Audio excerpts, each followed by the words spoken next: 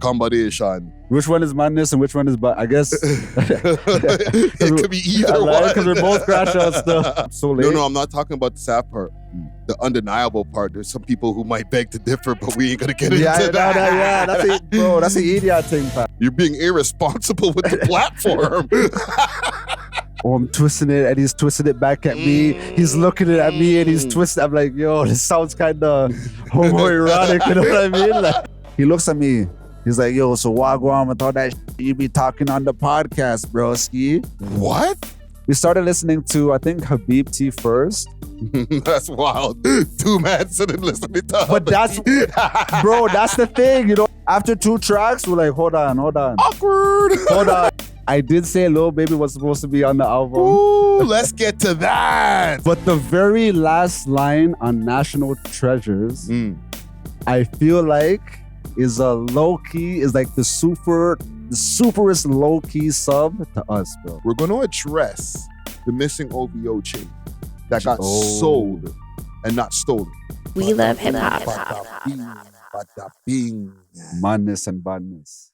Okay, we holding it down. Dynamic duo today. You know Combination. Which one is madness and which one is I guess it could be either one. Because we're both crash out stuff. That's a fact. Oh, man. Okay, you know what? We coming in hot with some shit. Pause. Booggz. Did you seen Booggz the other day at the jam? Funny enough, that's the one person I didn't see. That's your Malvern brethren right there. No, in fact, because he tapped in, you know what I mean? Yeah. Tapped in with me, tapped in with you. Like, you know, he's ready to start getting active as we see. Yeah. You know, so he's dropping a tape, okay? And I'm going to pull this up on the screen here, courtesy of the Reddits, of course, Trontology. Booggz dropping a tape with Pressa and YG. Oh, shit. Jeez. Where's my stuff? So here's the thing, and just make it a little bigger on the screen for the people them to be able to see. All right, me and YG are back by popular demand. Tape loading, Pressa Armani, my actual brother. You all know how we scumming. Jeez. Okay, so here, yeah. So I got one more thing though, because he had posted something with Top 5 the other day. Bang! Or not with Top 5, about Top 5. Okay? So I heard Top 5 was asking for me on stage last night, laugh out loud. They was holding up the lambs backstage. Jeez. Do better for me, Rebel Toronto, or at Rebel Toronto. Next time, I love to see y'all, but I was a surprise guest and I was doing Black Challenger for the city because I'm back. And then go party with a Sexxy Red. After, don't worry, Toronto, I'm working on something else for y'all and blah, blah, blah, blah, blah. Okay, but he said I heard Top 5 was asking for him on stage. You were there. Yo, that would have been epic, bro. If Booggz came out and did Black Challenger, that would have went fucking crazy, dog. But like, he didn't diss Top 5, did he? In this post, he was kind of just like, yo, I heard Top 5 was looking for me. Yeah, I'm not sure if it was like, I heard Top 5 was looking for me in a good way or a bad way, you know? Like, I'm not sure how to take it. No, but I feel like they might have squashed beef. Did I imagine that on the internet somewhere, that these guys kind of like, not completely shook hands or whatever, but like they're not on the same energy that they were before. You know what I'm saying? And if that's the case, how did that work if he's doing a song or doing a joint album with YG and has a song with Pressa? I was just thinking that as well. However, I think that could be a good thing for the city, you know what I mean? Like, where just because I'm a street nigga and I'm working with these street niggas, right? If I know other street niggas who might happen to have tension with these street niggas, like, I don't have to make your problems my problems and escalate all these other problems. Now everybody has problems, you know what I mean? Yeah, I just feel like Booggz is in a weird position right now, because he's had so much like issues before he went away, and like shooting and all that type of stuff. So it's like, Bro, who do you even align with? If I'm him, and we'll probably speak to him in person about this, and I'll tell him to his face, I just wouldn't align with anybody. But what if that's what this is? It's like, this is all music, it's all business. Like, I'm not gonna spin with mans. I'm not gonna go do drills with mans. Like, we're locking in on some music. We're trying to turn the city up. You know, like, he didn't say he's dropping music with Top 5. He didn't say nothing with, all he said was, yo, I heard Top 5 was looking for me. Yeah. And then I think that was just a way of him letting his audience know that, yo, I was supposed to be on stage as well. Rebel was trying to fuck around with me, da-da-da. But like, I'm outside, I'm getting active. I think this is just his way of letting his audience know, gear up, buckle up, boot up. Like, it's about to be Booggz season. Like, you know, it's about to be Booggz season, apparently. Listen, I'm not anti-collaboration, okay? Like, that would make me a hypocrite because I've asked for people to collaborate in the past. But I just feel like sometimes when it comes to certain mans and just the level of name brand that they are, it's better to just stay away from it at this point, because in histories in the past hasn't shown it to work out. Even if it's just tunes, man, take it more serious than that. Bro, I can't even like post and man won't look at me a certain way or comment on a post. Okay, so with Casper and 100 Band Plan, are they from the same ends? Casper and 100 Band Plan? Yeah. No, Casper is from like the PO or like you know, downtown Kensington area, that area, right? And 100 Band Plan is from Danforth, if I'm not mistaken. Okay, so like Zara's neighborhood type shit around there. So those are two different ends that were able to, you know, collaborate and literally create a smash for the city. Yes. Still a hit from last year, carrying over to this year, you know what I mean? Breaking into the American market. So like, I could kind of see other rappers in the city seeing how like a name brand rapper from this block and a name brand rapper from that block, collaboration, you know what I mean? And then now like, exactly. And now both ends have like some music to turn up to that adds like, I guess, a balance between the audience type thing, you know what I mean? Yes. Here is the thing though. Those two blocks have never had no issues.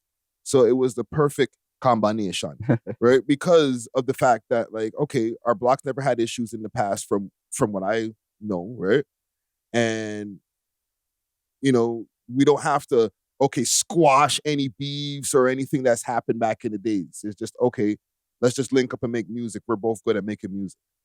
Any of these other guys, it's like, there's stuff that's already happened. So like, do you guys, and listen, for me, yes, great. Remove all of that stuff.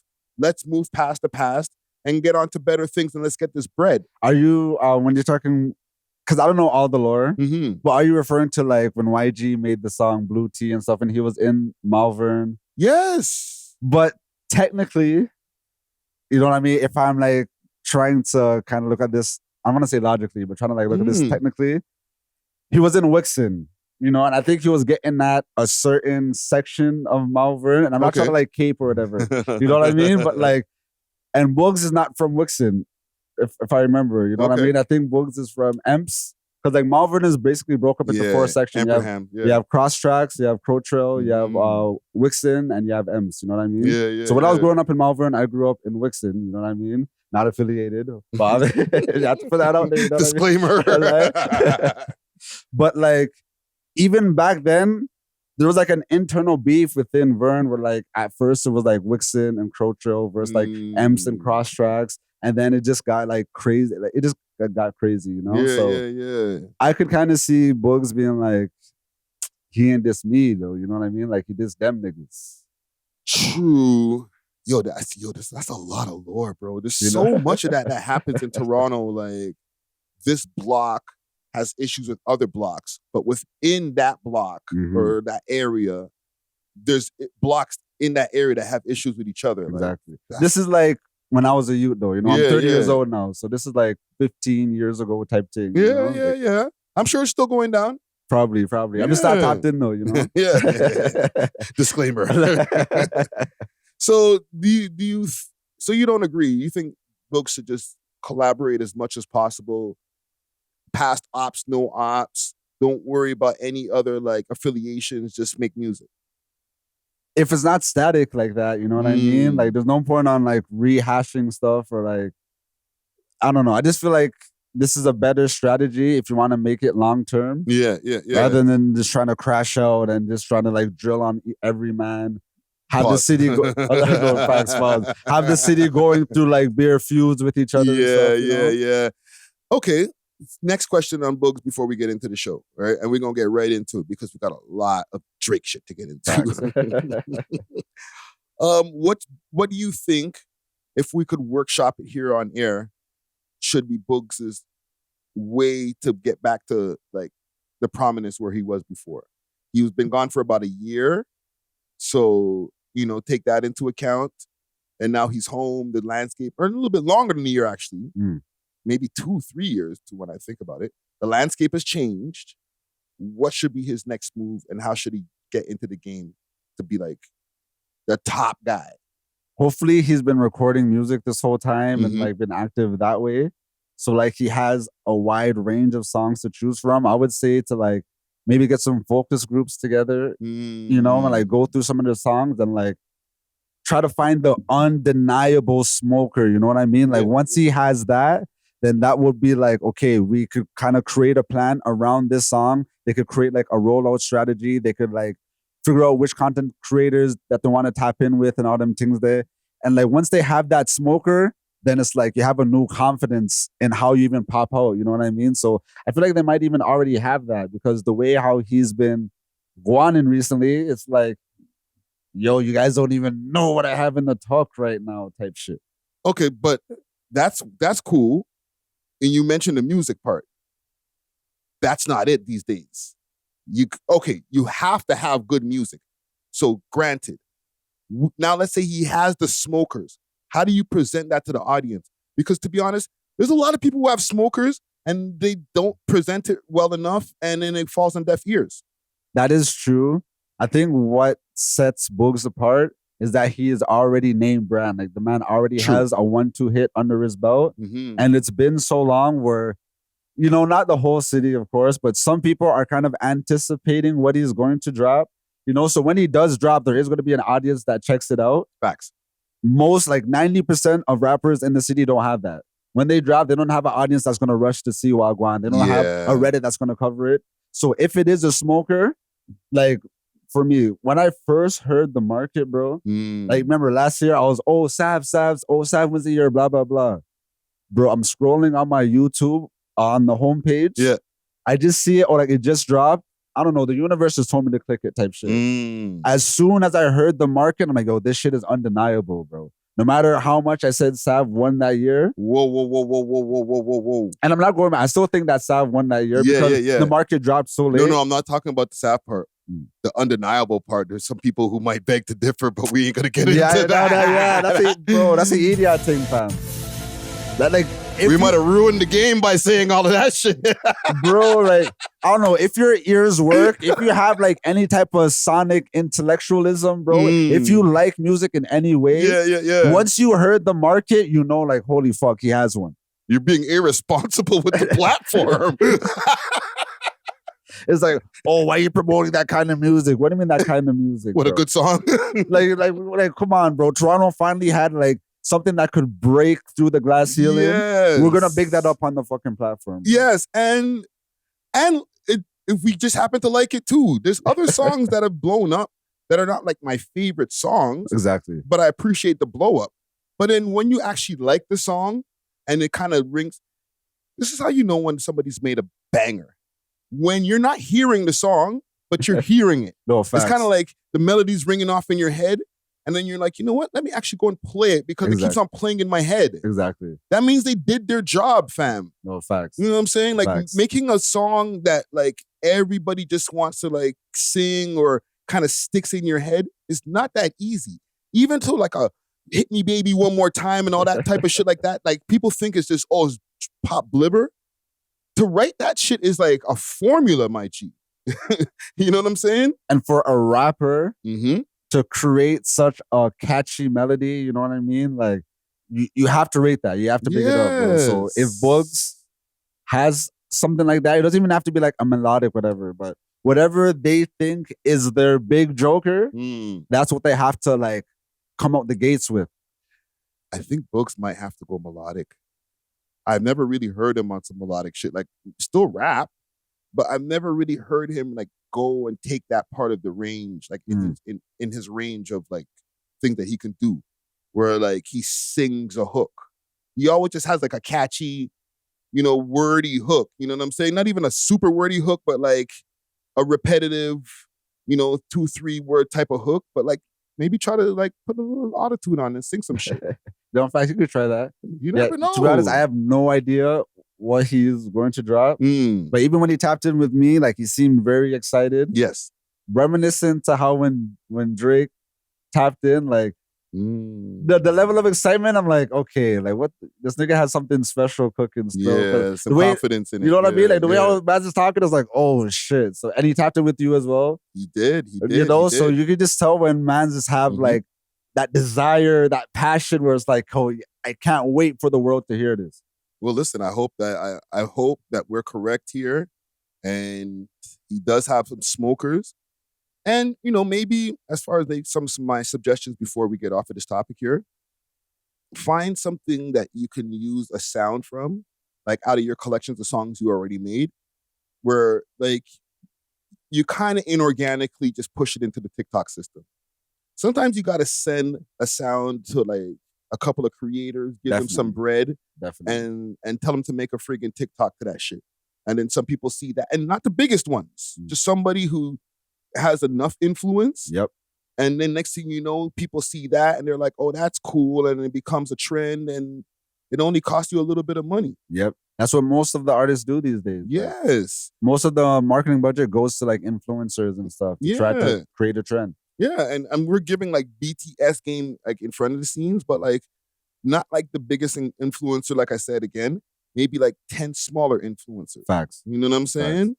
And then the people will see that and they're like, yo, wagwan. Every time I freaking go on TikTok, I keep on hearing this sound with people doing this dance.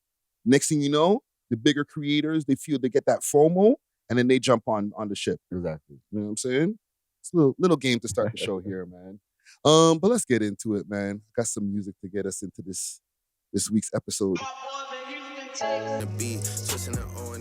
Funny enough, you played all the songs that I don't like from the album. Really? Even the song, like, the verses are fire, but when it gets to the hook, when he's just like, oh, I'm twisting it, and he's twisting it back at me. He's looking at me, and he's twisting. I'm like, yo, this sounds kind of homoerotic. You know what I mean? Like, he's twisting it, and he's looking at me. I'm like, bro. Yo, bro. That's what gang culture, gang culture can kind of be. I'm not going to repeat the words that you said, but low-key. But yo, I'm wearing my Nocturne today, you know what I mean? So you know what I mean? Like, I'm keeping it calm. I didn't even see the Nocturne. I'm keeping it calm still. I'm keeping it calm, but Okay, let me get into it, man, here. We are Booggz is the world's most smoked out podcast. We love hip hop. I'm your host of the most toast rider, Ricky Dread, aka Podcast Poppy, aka OVO lawyer. I'm gonna retake that name over here. Jeez. AKA multiple AKAs. We back over here. We love hip hop studios. We got minus a few people today, okay? I got to mention that. You know what I'm saying? It's not a full house today. However, we're going to hold it down. We had to kick all the white youths out the building still. I know, right? We had to make sure only the people who fuck with Drake are in the building. Ooh. I'm playing, you know what I'm saying? But we got back in the building. Jeez. The shit disturber himself. Mad. You might see him regulating the dance floor at the Sexxy Red show. Cheers. You might see him taking over your social media timelines. Mad. Okay? You might see him with some of the biggest celebrities in the city. Modest. We have our resident DJ and content creator himself, DJ Natural Wave in the motherfucking building. Let's go, man. Mad. He's like I said, Nocta Natural in the building. Nocta Natural. Mad. What's going on, OVO 9?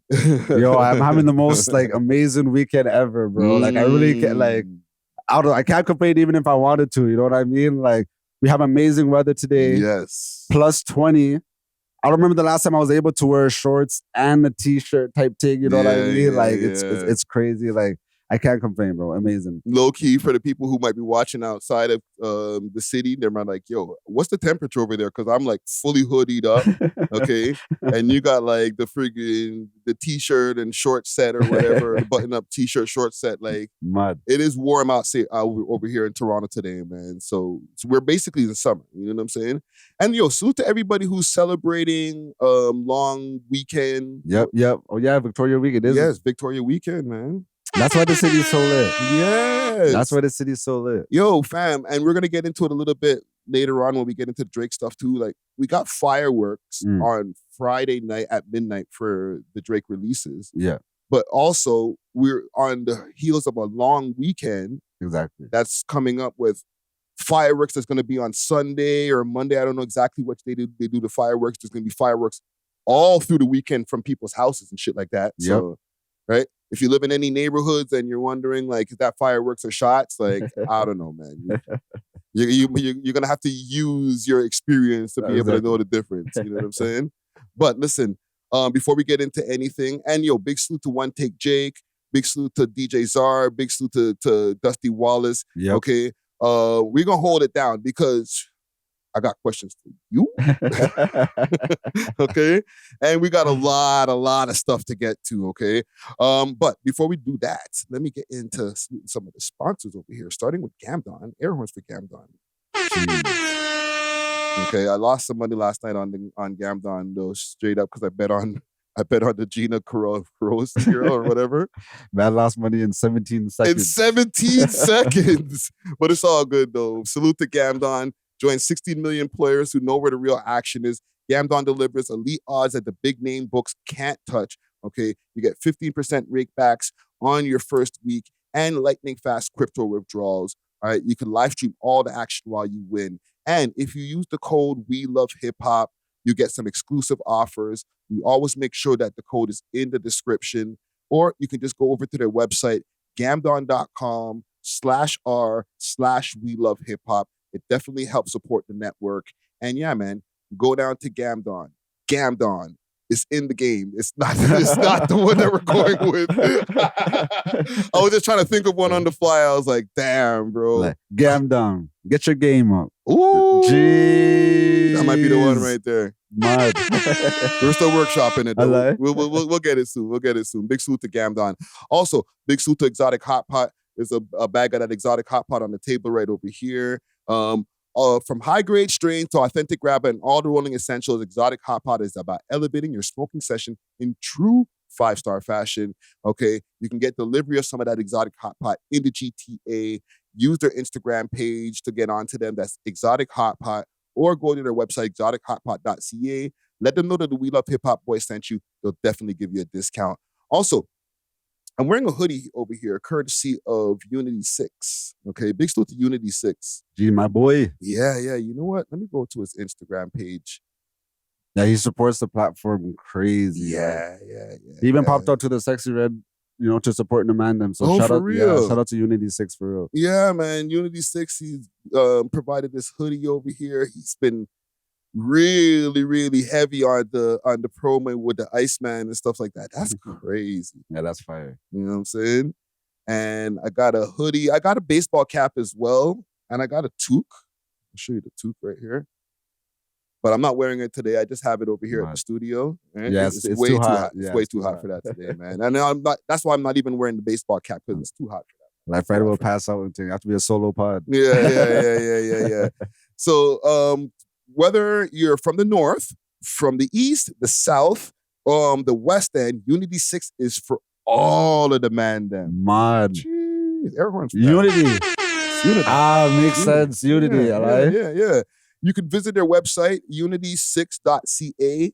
All right. Use the code Unity6. That's the number 6. At checkout, and you can get yourself a nice discount on any of the gear that they have in there, man. Big salute to Unity 6. Also, last but not least, big salute to Road Ready Detailing. That's over at 750 Oakdale Road, Unit 66. You can get your cars detailed. You can get your cars ceramics. You can get tints.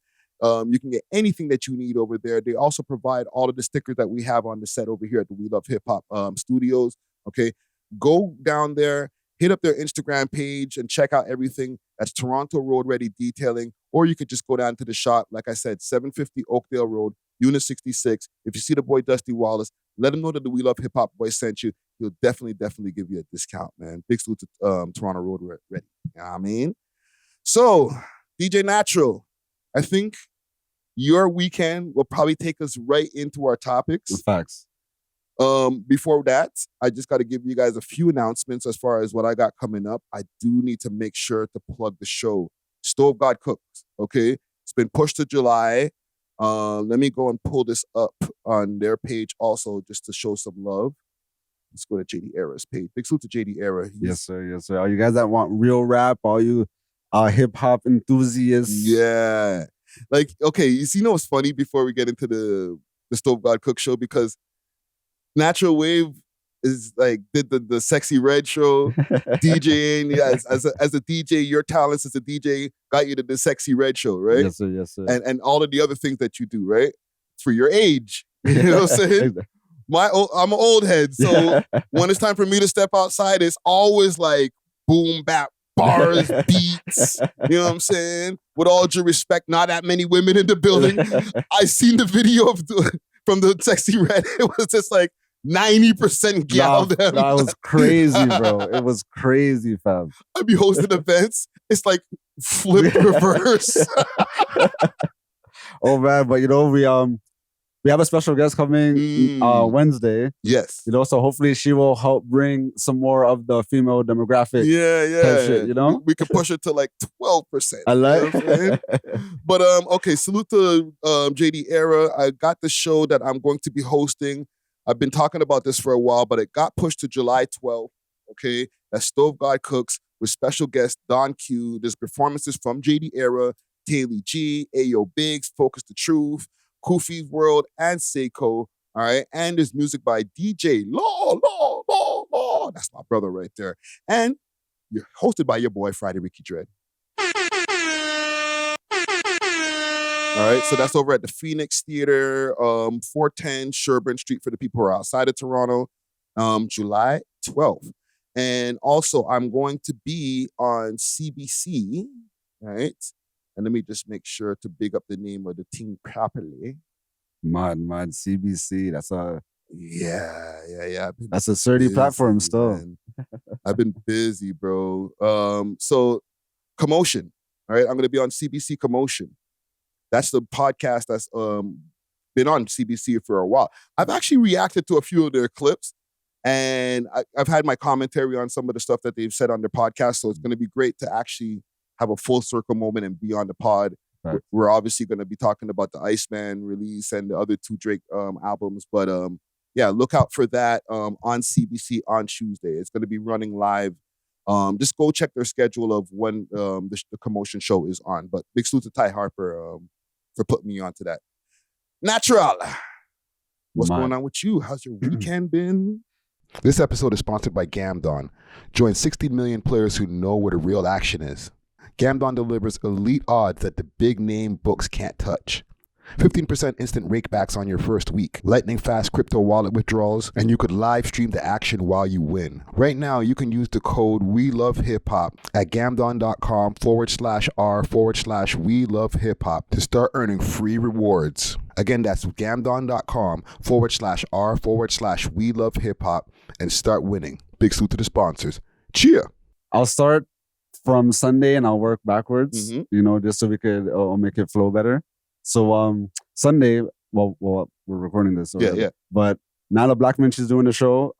So shout out to her, SOS Fest. That's going to be crazy. So I'm going to be there. Just like on some influencing thing. I'm not DJing or anything. Okay. But after that, I'm going to be at Nest.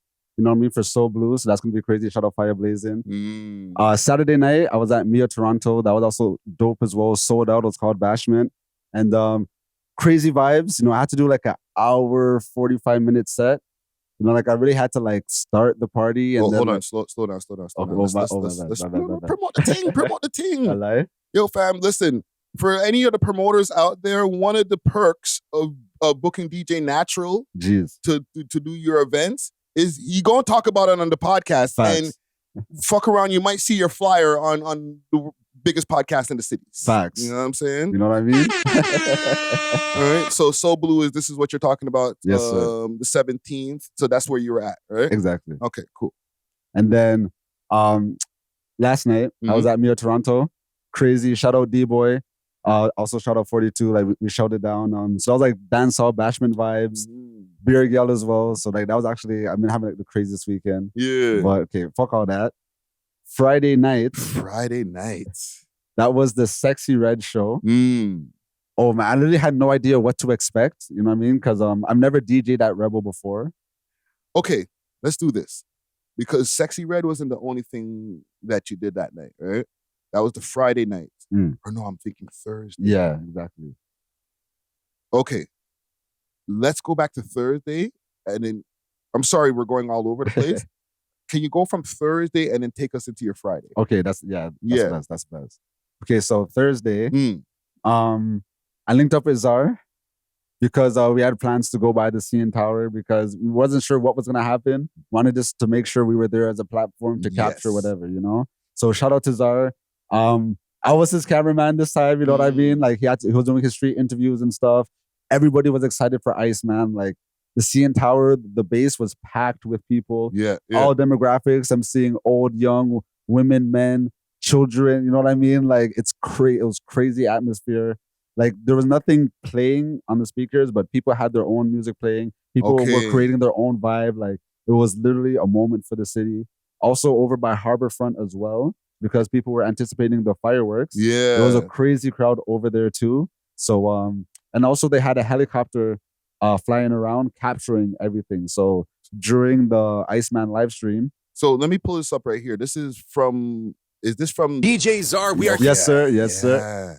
here live on the front lines, right by the CN Tower. Iceman episode 4 is premiering as we speak. We're gonna ask some Torontonians what they think about the Iceman rollout. How you feeling about the CN Tower and the graphics right now? Oh my god, 4 years here, this is the first time I'm seeing this. Like, he's the real guy. 4 years Your favorite artist? Yes, sir, every day on my Spotify rap. Every day. Jeez, let's go. Yo, what are your thoughts on the CN Tower right now? It's lit right now. You know what's good, right? Hopefully Jay comes through, you know? You think he's gonna come through on the street? He should if all these fans are here, you know? We've been waiting for this day. We wanted to see what the boy was going to say. So in a couple hours, we find out what the boy about to drop. It's about to be insane, bro. Excuse me, how you feel about the CN Tower right now? Sick. Let's go. As you can see, the parking enforcement don't stop. You know, they're still gonna issue those tickets regardless of. Yo, bro, right? And listen, we're kind of slow walking it, but like we're literally talking about Drake for most of the pod, so we here now, right? Fam, it felt like it looked like it was a game going on there, bro. No, facts. Go on. It was pandemonium, bro. It was crazy. It was actually epic. And then, but funny enough, while I'm like filming Czar, I'm also watching the live stream through you guys, because shout out We Love Hip Hop, What's the Dirt, Friday, and you know, of course, shout out to Dirt.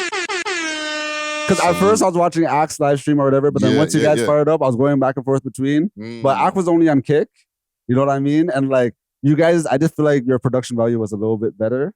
Oh, thank you. You know what I mean? So I was watching your guys stream the whole time. So as I'm like filming Czar and like taking in my surroundings, I have like one AirPod in, listening to you guys react to the live stream and stuff. Yeah. So like there was so much going on, you know? But the energy was up, the adrenaline was up. It was like literally a moment for the city. Yeah. As soon as the live stream, I'm not when it was over, but when the album finished and like that announcement hit, the fireworks went off immediately. It was perfectly timed. Yo, I just got a tingle just now thinking about that, fam. Like, so you guys are watching the stream. They lay out the 3 albums, and what's the reaction like for the people that are out there, kind of like in a Jurassic Park type of vibe out there? Was everybody just going like unilaterally like, oh? It was like it was kind of like a wave where it was like at first one person was like 3 albums, 3 albums. Oh my God, 3 albums, 3 albums. And everyone just started going crazy. Oh my God, 3 albums. Then the fireworks is going crazy. Phones is up. Like, the city was literally, I was going to say on fire, but the city was on ice, nigga. Yo, that's crazy. Like, and we're going to get to the Sexxy Red part in a second because that was a movie. But like, bro, think about that, fam. Everybody's like all excited about one thing They're all gathered around outside. So Gamdom has everybody outside of their house. And it was a cold night too. Yes, you see how we're bro. in shorts and t-shirt now? That was not one in them time. And like technically, no, he didn't even show up at the tower. But he didn't.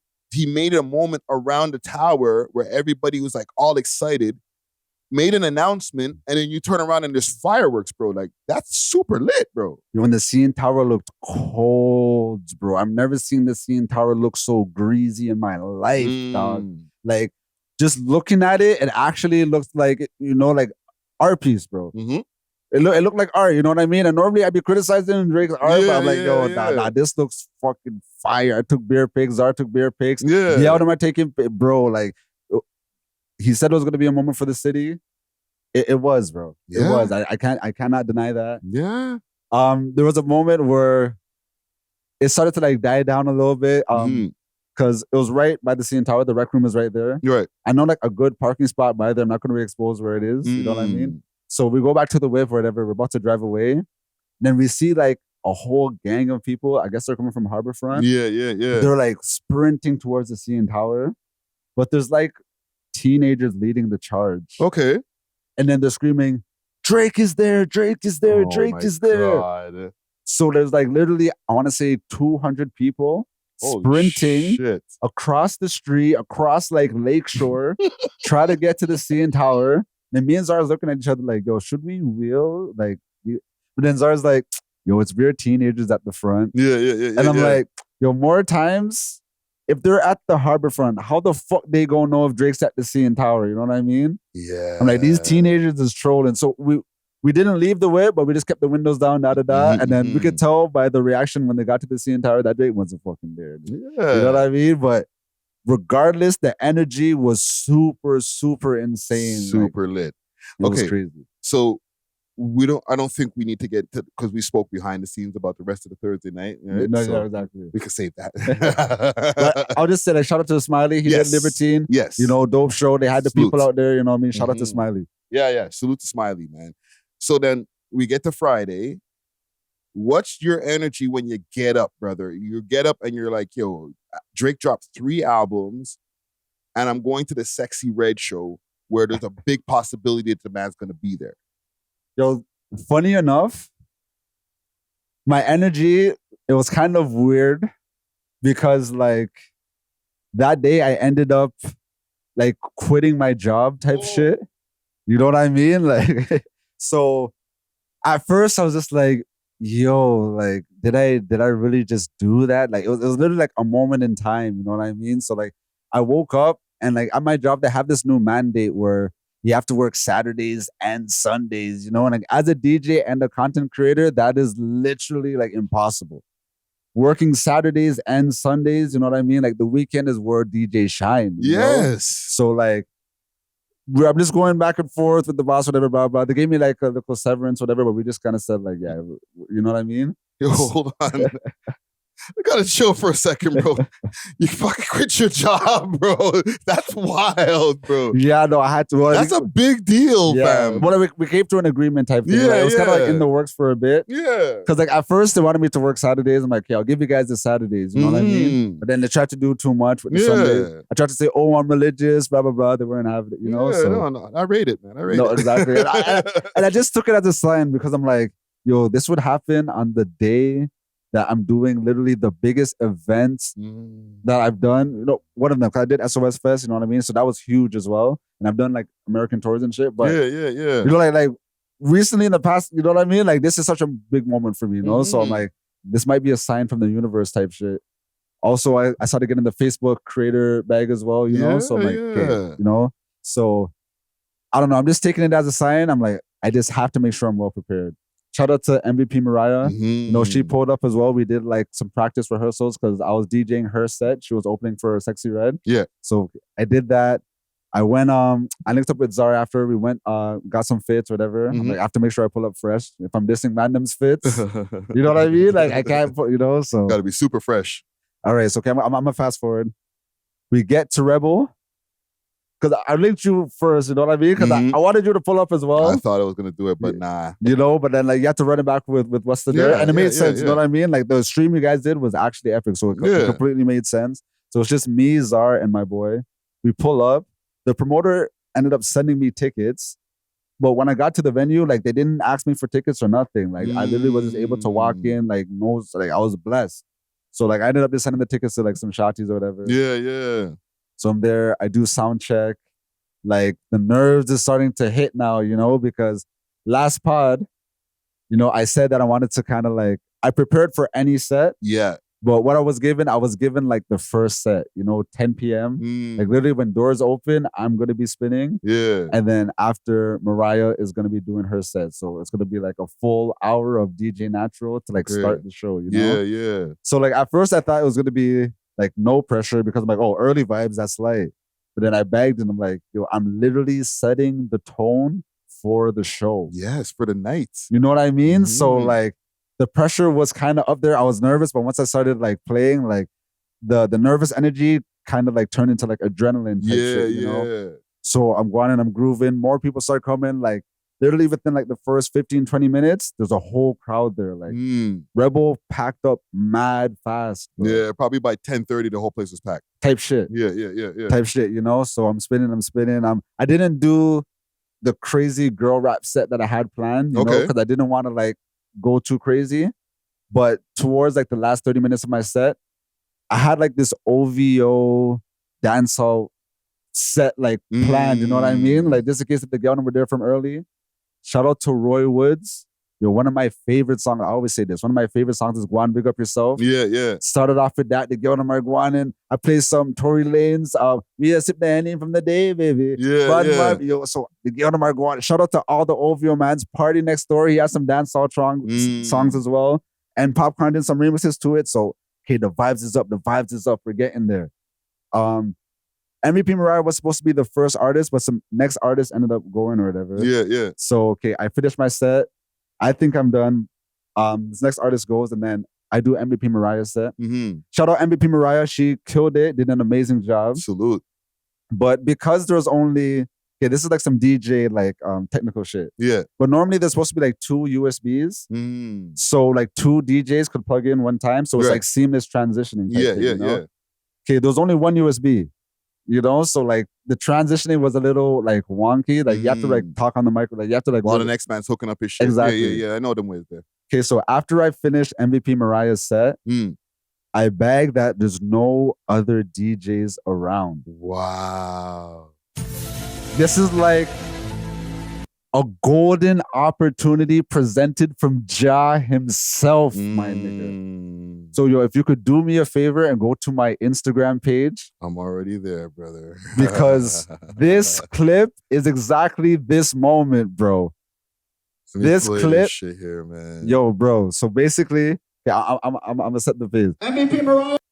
So MVP Mariah just performed or whatever. I look around, I see no other DJs. I waste no time. Nigga. Yeah. I'm like, that girl rap set that I had played, I'm drawn for it right now, nigga. Them times. So that's what I did this.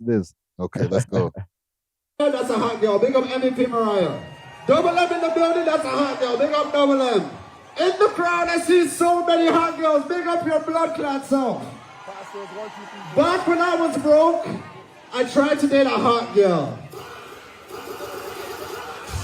When I was broke, I tried to date a hot girl. I looked at her phone, I seen rappers, I seen athletes, I seen content creators. Oh my God! I show her the phone. You know what this girl tells me? You know what she tells me? Let's go! Let's go!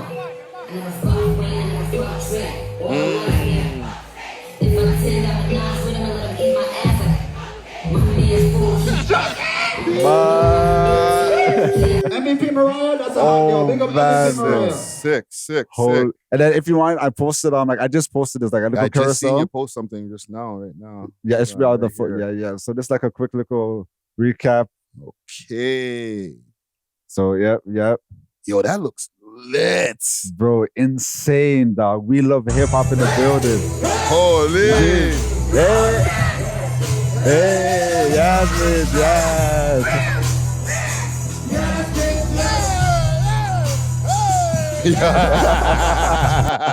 Yo, Cloud9, bro. Watch my top 5 in the building. Top 5 in the building. Holy, you buck with the GGs. Jeez. Okay. Then of course Sexxy Red before. Hold on. That's where you were. That's the view where you were from. Yeah. Sick.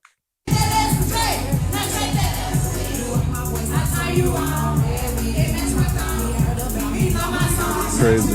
Brother, you know how long there's people who came there from 10 o'clock so that they can get this view right here. No, literally. Literally.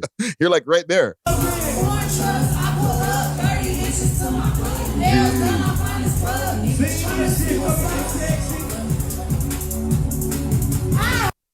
But yeah.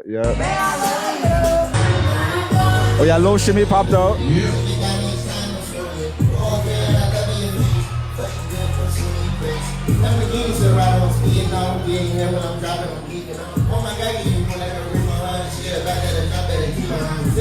Okay.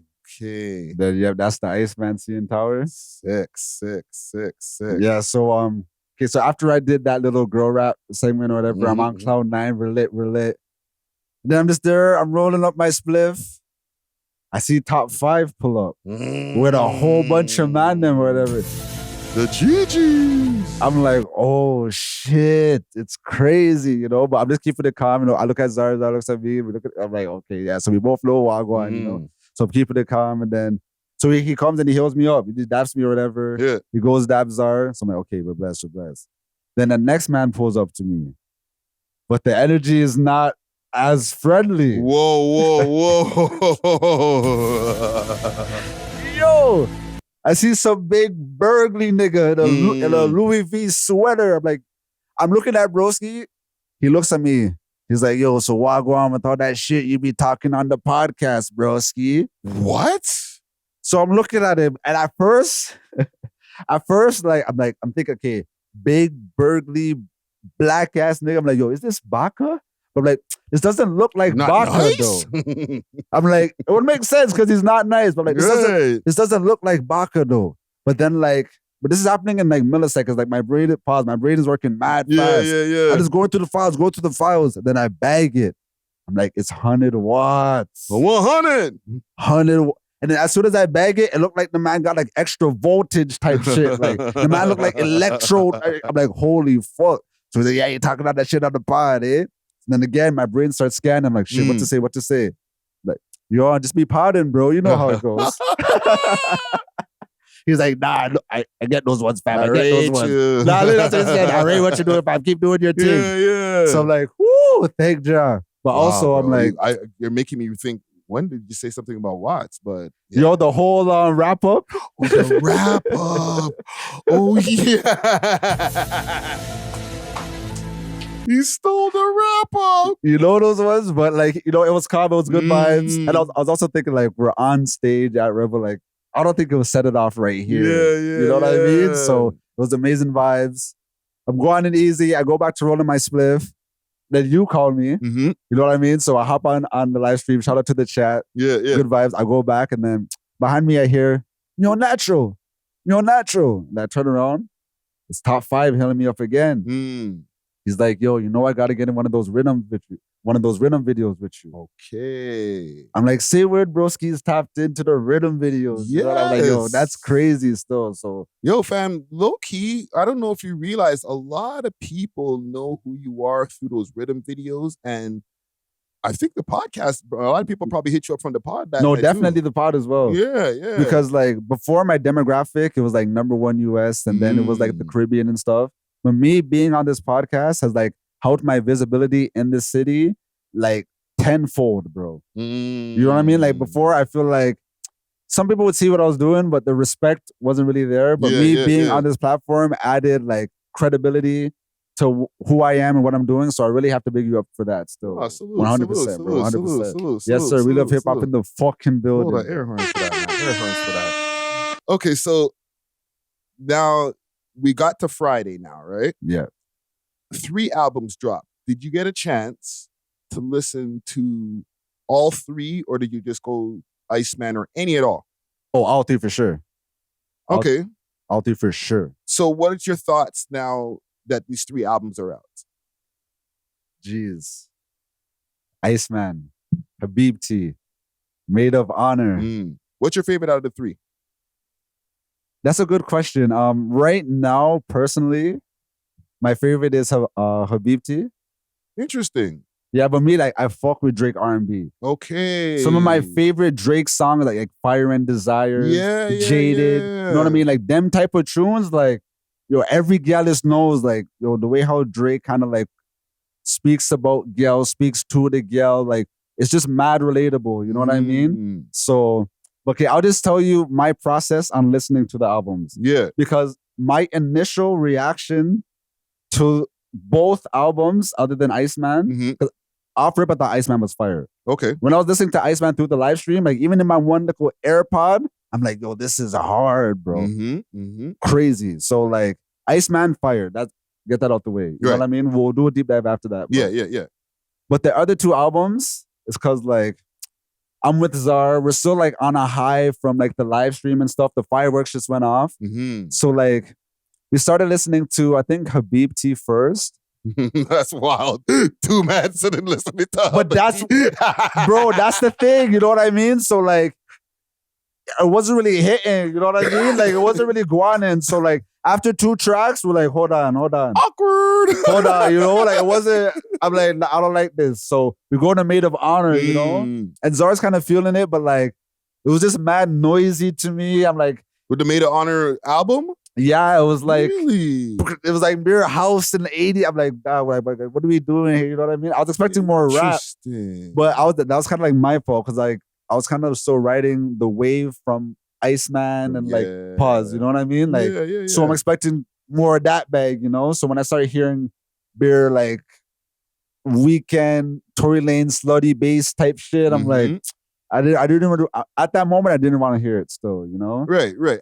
At that moment. Exactly. Okay. So we go to the Smiley show, vibe, blah, blah, blah. I go back home, you know, I go to Grillies, I get some food, I'm balling up. I'm watching the Act stream, and at this point, Act is reacting to Habibti, you know, like he puts it on fresh. So like at this point, it's like 3 a.m. in the morning, balling up my spliff, you know what I mean? I'm talking to my shotties, and like, so the vibe's completely different, dog. Yeah. The album's hitting now. Yo, the way how he was flowing on it, there's a couple songs where like he was kind of crooning a little bit, you know, so like, but yo, yeah, you pull up the track list. Let me pull up the track list. I'm going to put it up on the screen here for the viewing audience also. Respectfully, dash away the intro. The intro, you can dash away that still. I'm good. Okay. I'm good. When I listen to this album, I start from WNBA. Woo!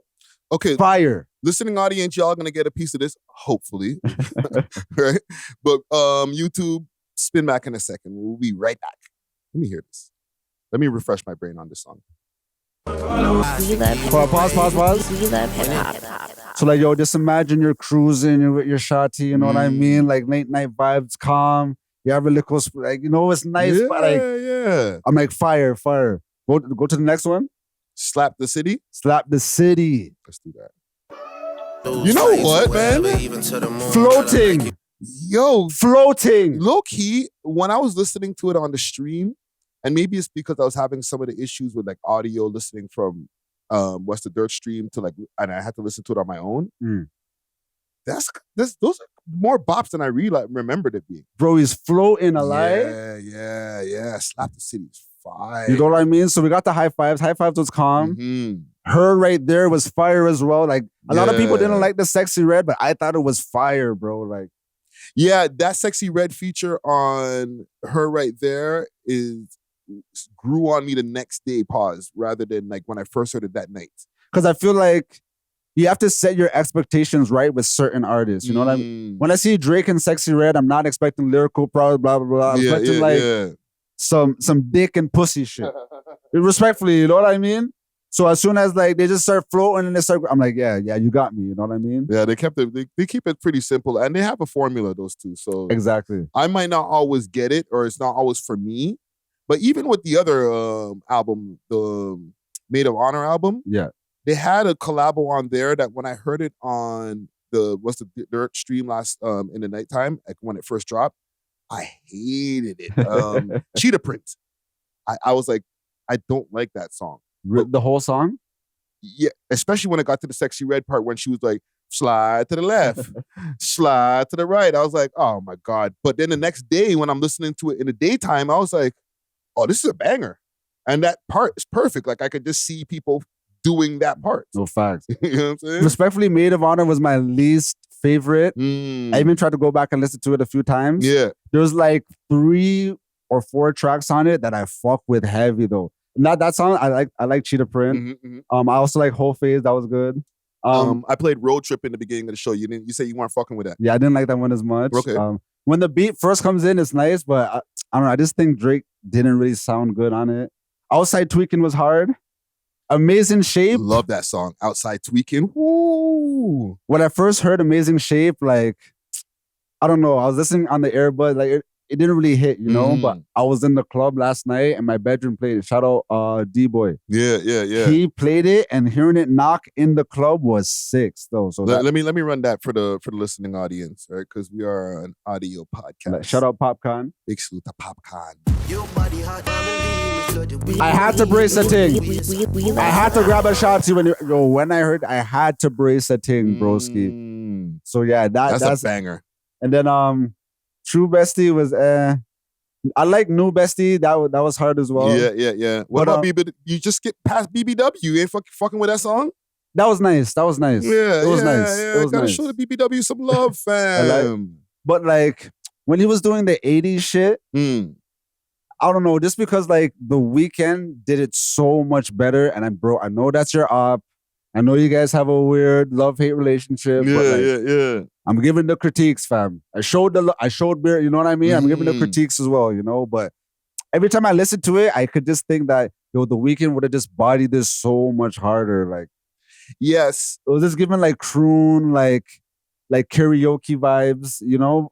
Yeah, and I get where you're coming from, where like The Weeknd has done it before. He's like mainly only a singer, right? Yeah. So like when it comes to executing stuff like that, or even Tory Lanez, who's like singing ability, with all due respect, is better than Drake. You know what I'm saying? So like they can take that kind of beat, take it to another level. I think Drake is doing the necessary things also because like Drake plays in so many different places and like demographics. Exactly. That we won't hear it, but it'll be at some event where like a bunch of white people are chilling at a beach party somewhere and that's running like on repeat. Yeah, and that's the genius of this whole thing where like his whole fan base got fed. But like and I think it was the one after like the 80s sounding one, but because like Tory Lanez has been doing the whole slutty bass thing. Yes. So I feel like Drake kind of like bit off that type shit. You know what I mean? Because a lot of tracks on here felt like some slutty bass reject tracks. You know what I mean? Like respectfully. So like I just felt like it would have been better if maybe Tory Lanez was featured on it or something. Yeah. But you know, Drake did shout out Tory Lanez on the album. Tory Lanez did big up the album. So I don't think there's any like smoke there or anything. Yeah. That was just my personal critiques. But like Iceman, I thought that was fire top to bottom. Like towards the end, it was a little too like self-indulgent in the sense of like I feel like he could have condensed it a little bit. Okay.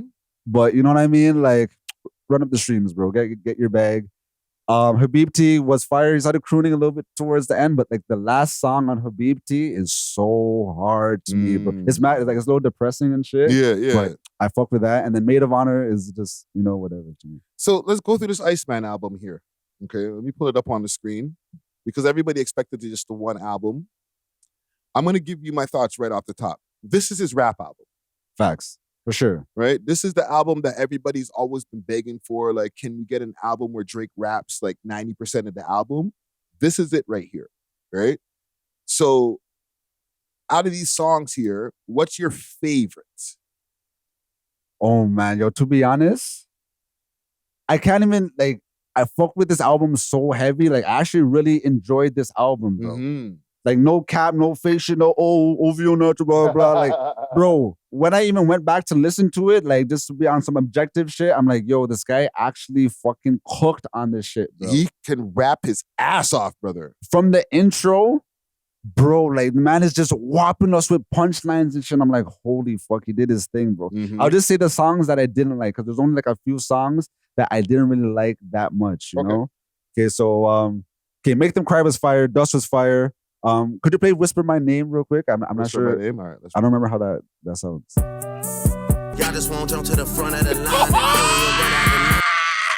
line. Nah, he's cooked. This guy he's is pissed. sick. He's pissed. Janice, shut the fuck up is hard too. Red to Atlanta. I feel like Drake and Future could have went a little bit harder for like their first time popping back out together. Yeah, a lot of people have been saying that. But it's not a bad track whatsoever. It's still good. It's just because like Future and Drake are so god level. Yeah, they set the standard super high, bro. No, exactly. But the girl Molly Santana, on the night when I was first hearing the stream, Salute to What's the Third once again, I wasn't really feeling it. But then the next day when I was listening to it on Friday in the afternoon, I was like, oh, she slid. Since we're talking about this, I just want to address this quick. I did say Lil Baby was supposed to be on the album. Ooh, let's get to that. I want to give a quick minute to give a shout out to Exotic Hot Pots, Canada's loudest brand. From high-grade strains to authentic grabber and all the rolling essentials, Exotic Hot Pots is about elevating your smoking session in true 5-star fashion. If you want delivery, make sure to hit them up on their Instagram page, Exotic Hot Pot, and let them know that the We Love Hip Hop crew sent you. Big salute to the sponsors. Cheer! I was going to ask you about that after, but we can get to it now. Because funny enough, the girl that hit me, okay, we said 21 Savage as well, so I just want to put that. People just didn't care about that part. They only cared about the Lil Baby part. Yeah, because people, and whoever in that comment, this is for you, okay? We're validating you right now. You said, well, everybody already knows about 21 Savage. That's a given. But you said Lil Baby, so your credibility's on the line right now. I saw DJ Capturel. Get it? DJ Capturel? Oh, that's what he said. You didn't catch that one. I didn't even see that. DJ Capturel is crazy. That's jokes. But okay. Just to reply to that, Charlamagne said Karol G was supposed to be on the album. Oh, man. It's putting on somebody Where's else. she at? So I'm saying if my credibility is shot, then all these other niggas who was lying, they were shot as well. You know what I mean? Fantano said it was supposed to be 3 days away. You know what I mean? Respectfully. So I got one thing right, I got one thing wrong. Charlamagne got one thing right, he got one thing wrong. You know what I mean? But and it's not the worst thing in the world, fam. Like for the amount of content that we create over here, sometimes you get shit wrong. And the thing is, the girl had a clip. I just wish she sent me the clip, because she sent me the clip after, and it was actually the Future track. But this, I'm not gonna try to get out of. We have a 9% women demographic. This shawty, she thought Future was a Lil Baby, bro. I'm like, wow. I'm like, are you restarted? I'm like, but it's all good. You know what I mean? Because it's all good. We love the Gamdom. You know what I mean? I just wish you sent me that clip, because we would have had the Future leak, bro. We would have been the only platform with the Future leak of the Iceman. It's all good. Now I know for next time to kind of like probe the shawty them a little more. You know what I mean? No pun. But yeah, bro, like epicness, dog. Yeah. Okay, so. Oh yeah, so keep going. Let me pull up the album over here on the screen here. What are your thoughts on the National Treasure? That's something you got completely right. 100% right. Bullseye. So big up to you on that one, bro. Yeah, air horns. And you said it's going to be him doing 2 verses. So. He did do 2 verses. So I thought National Treasure was hard. And he did a beat switch. Yeah. I thought that was hard. Still. Yeah. I'm not so happy on the beat switch, but I'm not mad at it neither. You know what I'm saying? Because I just felt that the original beat was hard. Yeah. And it would, maybe they did use some of Pressa's verse. Oh, they did? The Watch Where You Go into 6. Oh, yeah. Yeah, that was from Pressa's verse. But he said it. But he said it instead. Yeah. I don't know. I kind of wish they left Pressa. I'm not going to lie. Because, like, I like Pressa's verse. A lot of people don't like it, you know what I mean? But I fuck with it heavy. I thought he slid on that, and that would have been amazing for the city, you know what I mean? To have, like, a Toronto artist featured on the most anticipated album of the year. Yeah. You know? But, like, shit, he still has his version. His version leads, so. My favorite track off of this whole album is Make Them Pay. Oh, my God. Let me play that real quick. Arenas. I remember lobster ravioli up Hold on. I got clips too. I got clips for us. Yeah, that track was hard. But I'm glad you played that one. Let me run this clip because Gilbert went crazy. Hold on. You heard that Gilbert Arenas line right there, right? Watch Gilbert. He heard the line. Watch him and his wife. Genetics is better. Mine was so good that Champagne Poppy, the Iceman said my name, and I ain't played it 15 years. It's okay. I'm gonna be talking about it every day. It's okay. Every day. Get over it. The song is forever. Is it one of the best songs of the album, or I don't know? I didn't listen. Oh, she's hating. What the fuck? I know, right? On the album right now. Only care about what song that I'm on right now. The song's so good and my name's so popping that that's a snippet that they used. For what? To promote it. We love they could have used anything in it. It was LeBron James. Yeah. He was talking shit about him, so I know he didn't make him happy. Then it was me. Then he laughed at us. What he said? I'm the shit. I don't think that's what he said. Huh?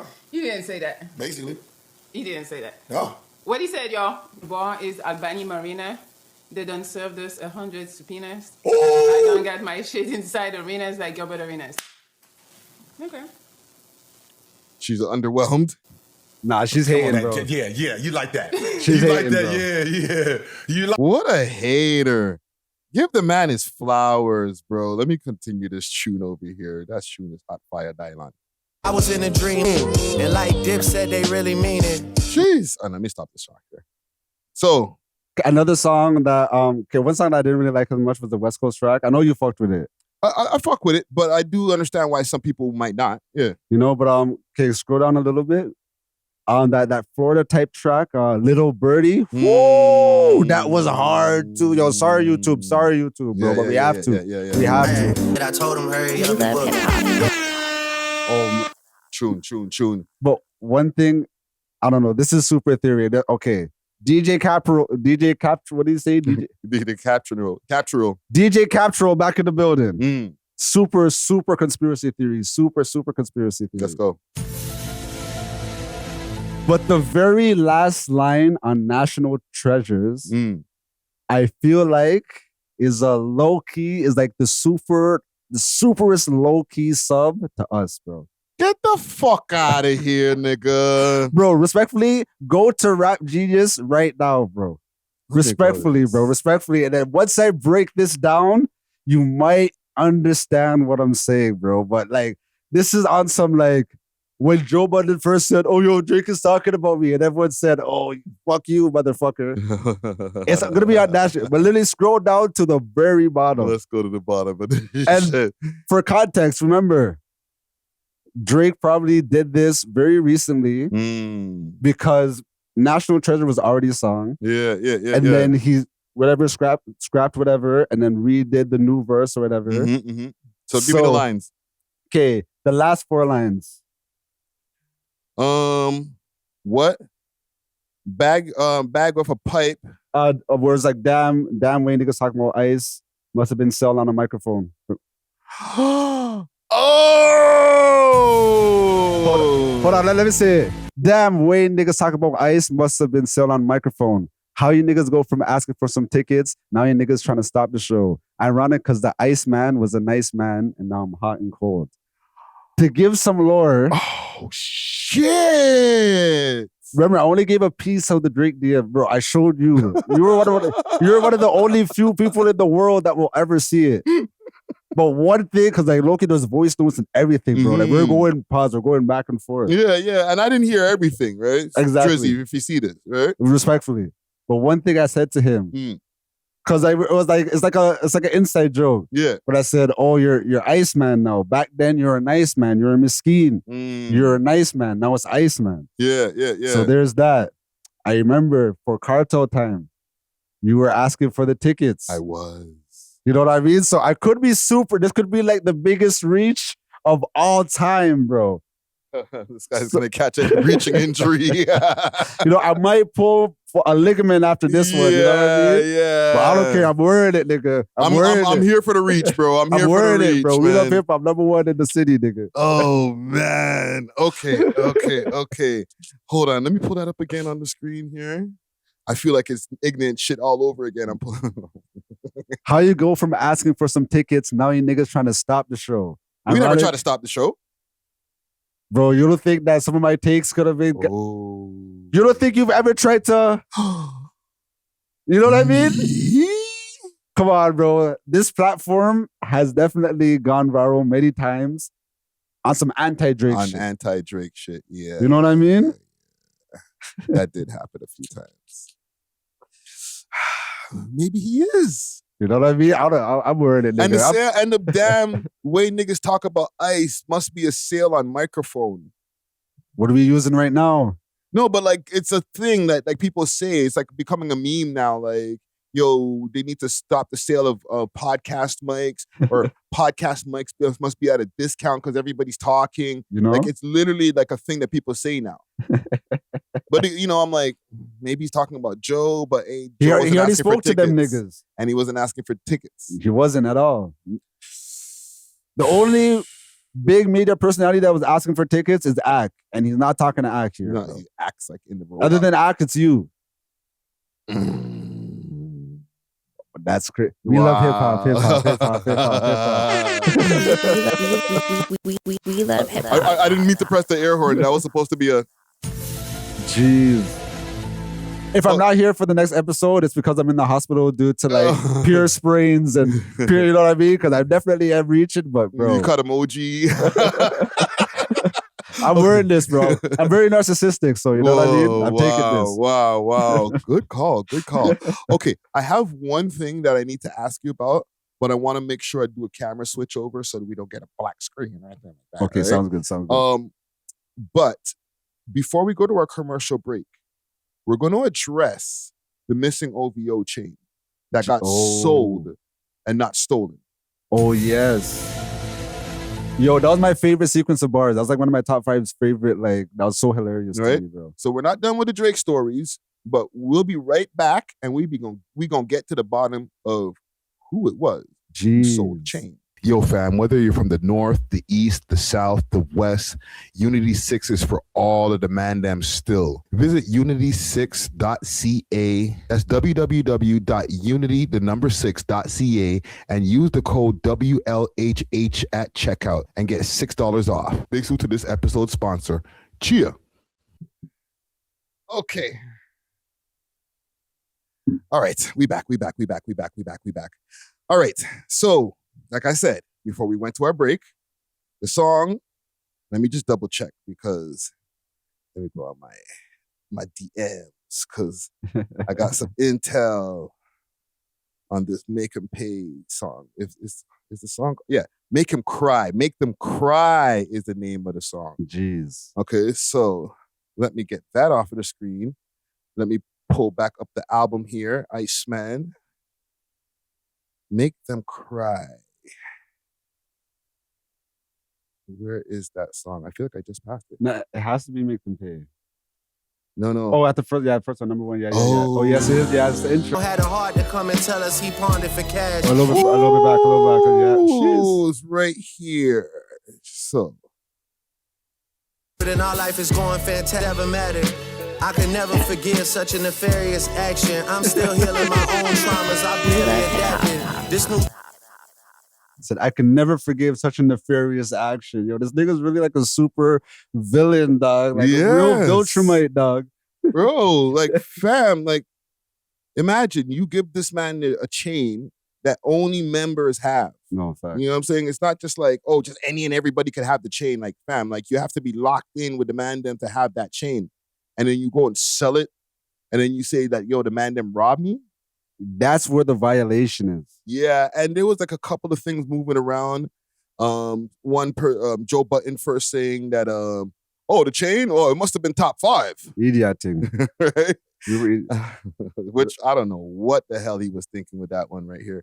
Because 5 don't even got about like top 5 or somebody that you knew was gonna go sell the owl chain. That's not true. You don't know because if you knew the nigga was gonna sell it, he wouldn't be hurt by it. Top 5 shouldn't have that owl chain. But maybe it's not top 5. This hurt him. So whoever this person is like the last. I would never expect it from you. You wouldn't have thought that. We love hip hop.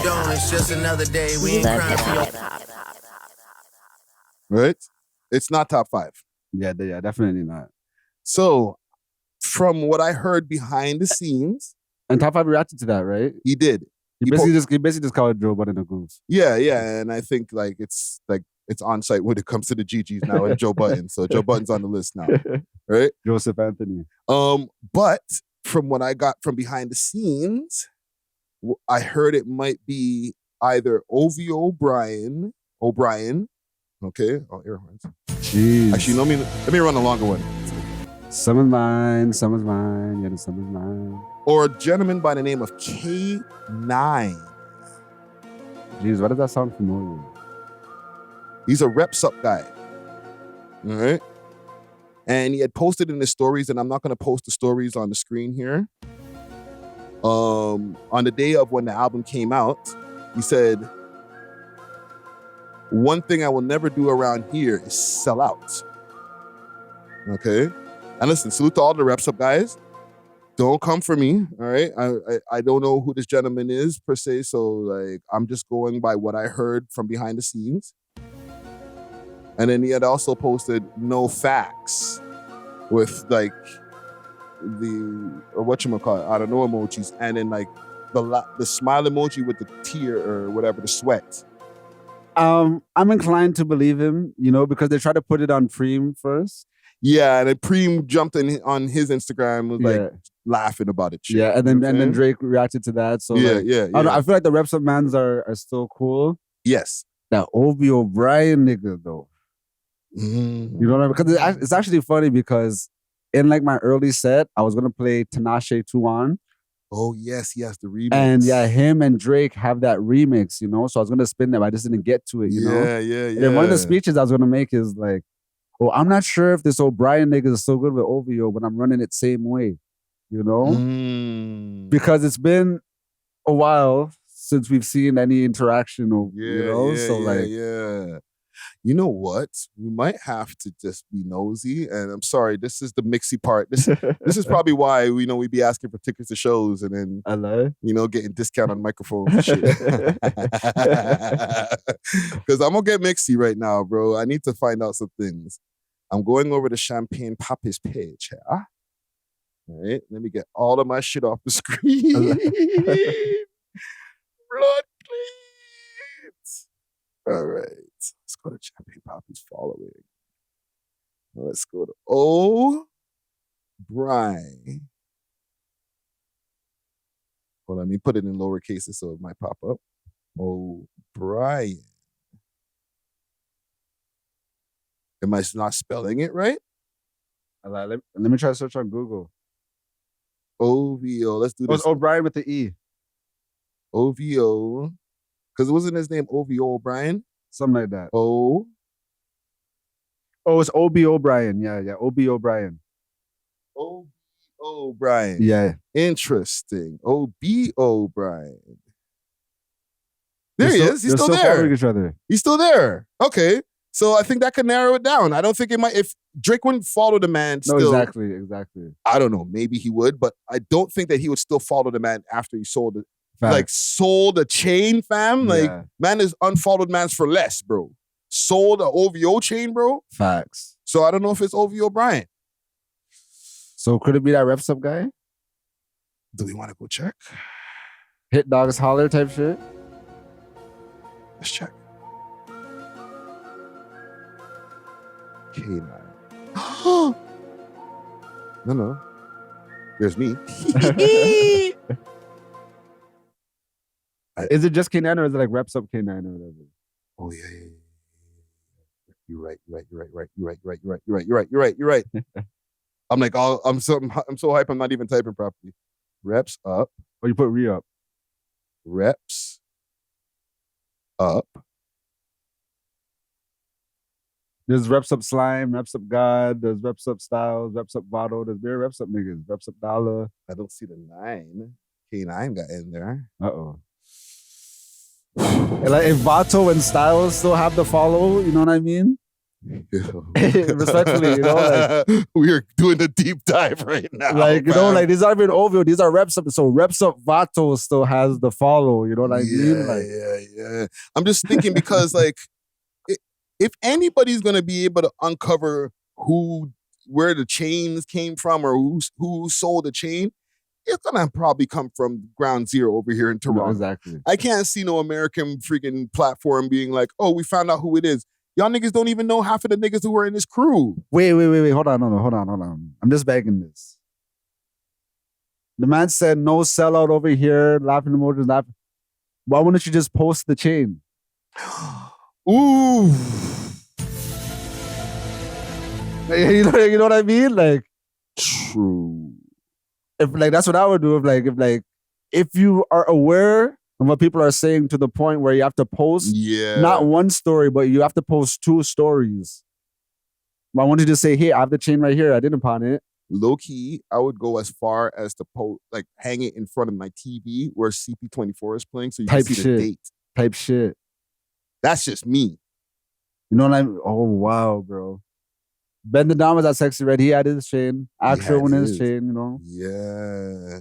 You know our necks are kind of. You know, but in time, you know, baby steps. I love it. But I don't know. Maybe we uncovered it. Gang, let us know in the comments below. I don't want to get too mixy, okay? I still got to walk on roads, right? Both of us still have to, you know, be at events and shit like that. But like, did we maybe uncover who sold the chain, bro? I'll put my DJ capture fitted back on, and it seemed like it, bro. Until Broski could prove physical evidence, tangible evidence. Yeah, and the thing is, and I don't know if OVO Brian O'Brien is like as active online. I haven't really seen him post in forever. No, for real. Right? So if you say nothing, it makes it a little bit less hot than if you actually say something. And Drake's still following him, so like, yeah. You know, I feel like if Drake would go as far to like mention you in the song and say, oh, it's a nefarious act, unforgivable, you know, you're banished for eternity type thing, I'm not going to still keep following you. Yeah, bro. That's some heavy shit, fam. And I didn't even realize I was there trying to figure out where it was because he had so many bars for so many people that where did that bar, it was in song one. That means they really hit him, fam. Like the man said he was distracted, bro. Man said, bro sold the chain and said that they snatched it, bro. Like, imagine you go to meet like the mafia don or whatever. Like, you know, it's like the dark room. The man has his 2 henchmen behind him. And, oh, boss, fuck, yo, the other day my chain got snatched. Oh, what happened? By who? Where are they? You start telling the story and then like shit's not really adding up. Oh, it happened on this day, but like it was a thunderstorm that day. Why were you outside? Oh no, I went to go do a run at the store, bro. Oh, but that store is normally closed at them times. Like, why were you? You know what I mean? It's like fuck, bro. And then the person who he pawned it to probably even hit up the OVO man to be like, yo, like this you? Type shit. There's no replicas of the OVO chains, fam. More times they're just Drake that's getting them done, fam. You know, when Ak was dissecting the chain that Drake gave him, he said he couldn't open the clamp because it's so like specific to their chain. Yes. You know? Like, he had to like shimmy it off his neck. Like Ben the Don had to give him a tutorial on how to open the latch to like basically like put the chain on and shit. That's crazy, fam. These guys have like a code on their chain, bro. It's like basically 2-factor authentication type of where it's like you have to open like one latch and then move this next part to like, yeah, it's crazy, bro. That's wild. But it's to make it anti-snatch proof. Yeah. So now you're gonna tell me that you snatched the chain, nigga? Like, no, we make these chains like they have to like do something crazy to you. And you're coming here fresh face. You know what I mean? No scars, no nothing talking about your chain got snatched. He might have had to beat himself up and then come into the room after, bro. Like, yo, man, I got a black eye, but beat him. Yeah, you have to put a chud. Yes. But fam, here's the thing. And we'll get off the chain in a second. We have other things to get to. But like, if these guys went and did something to somebody for like this guy's getting his chain snatched, I'm going to be pissed, brother. Facts. Like, we went and bang somebody's head for you, fam. Like, facts. Like, cause you're gonna put it on somebody, right? You're not gonna just be like, oh yeah, I don't have no idea who snatched my chain. You're gonna be like, it was them niggas, and like, yo, okay, let's go get him. You know what I'm saying? Niggas go on a crash out mission, butt up somebody. God forbid somebody get popped. Facts. You know what I'm saying? Now mans have to do time. Innocent, like an innocent, basically got affected for no reason. Or maybe not an innocent, maybe it's an op, but like they didn't do nothing.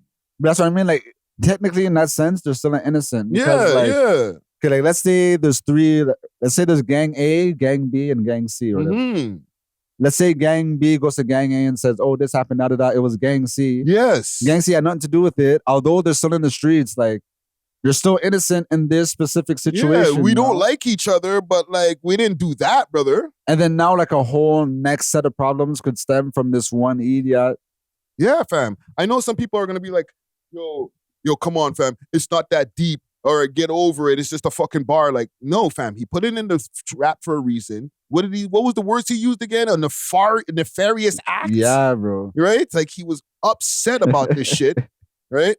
And we might be like going too deep and unpacking it too much, but no, bro. I don't think so. I think that kind of shit happens when niggas get their chain snatched. If you go to work, if you work a job, if you commit a nefarious act, that's grounds for immediate termination. Yes. No long talking, no nothing. You know what I mean? So that's one of them type moves. So I think somebody might have got hurt and then they found out later, like, yo, we did all this shit for nothing, bro. For real. Like, you're out of the crew, fam.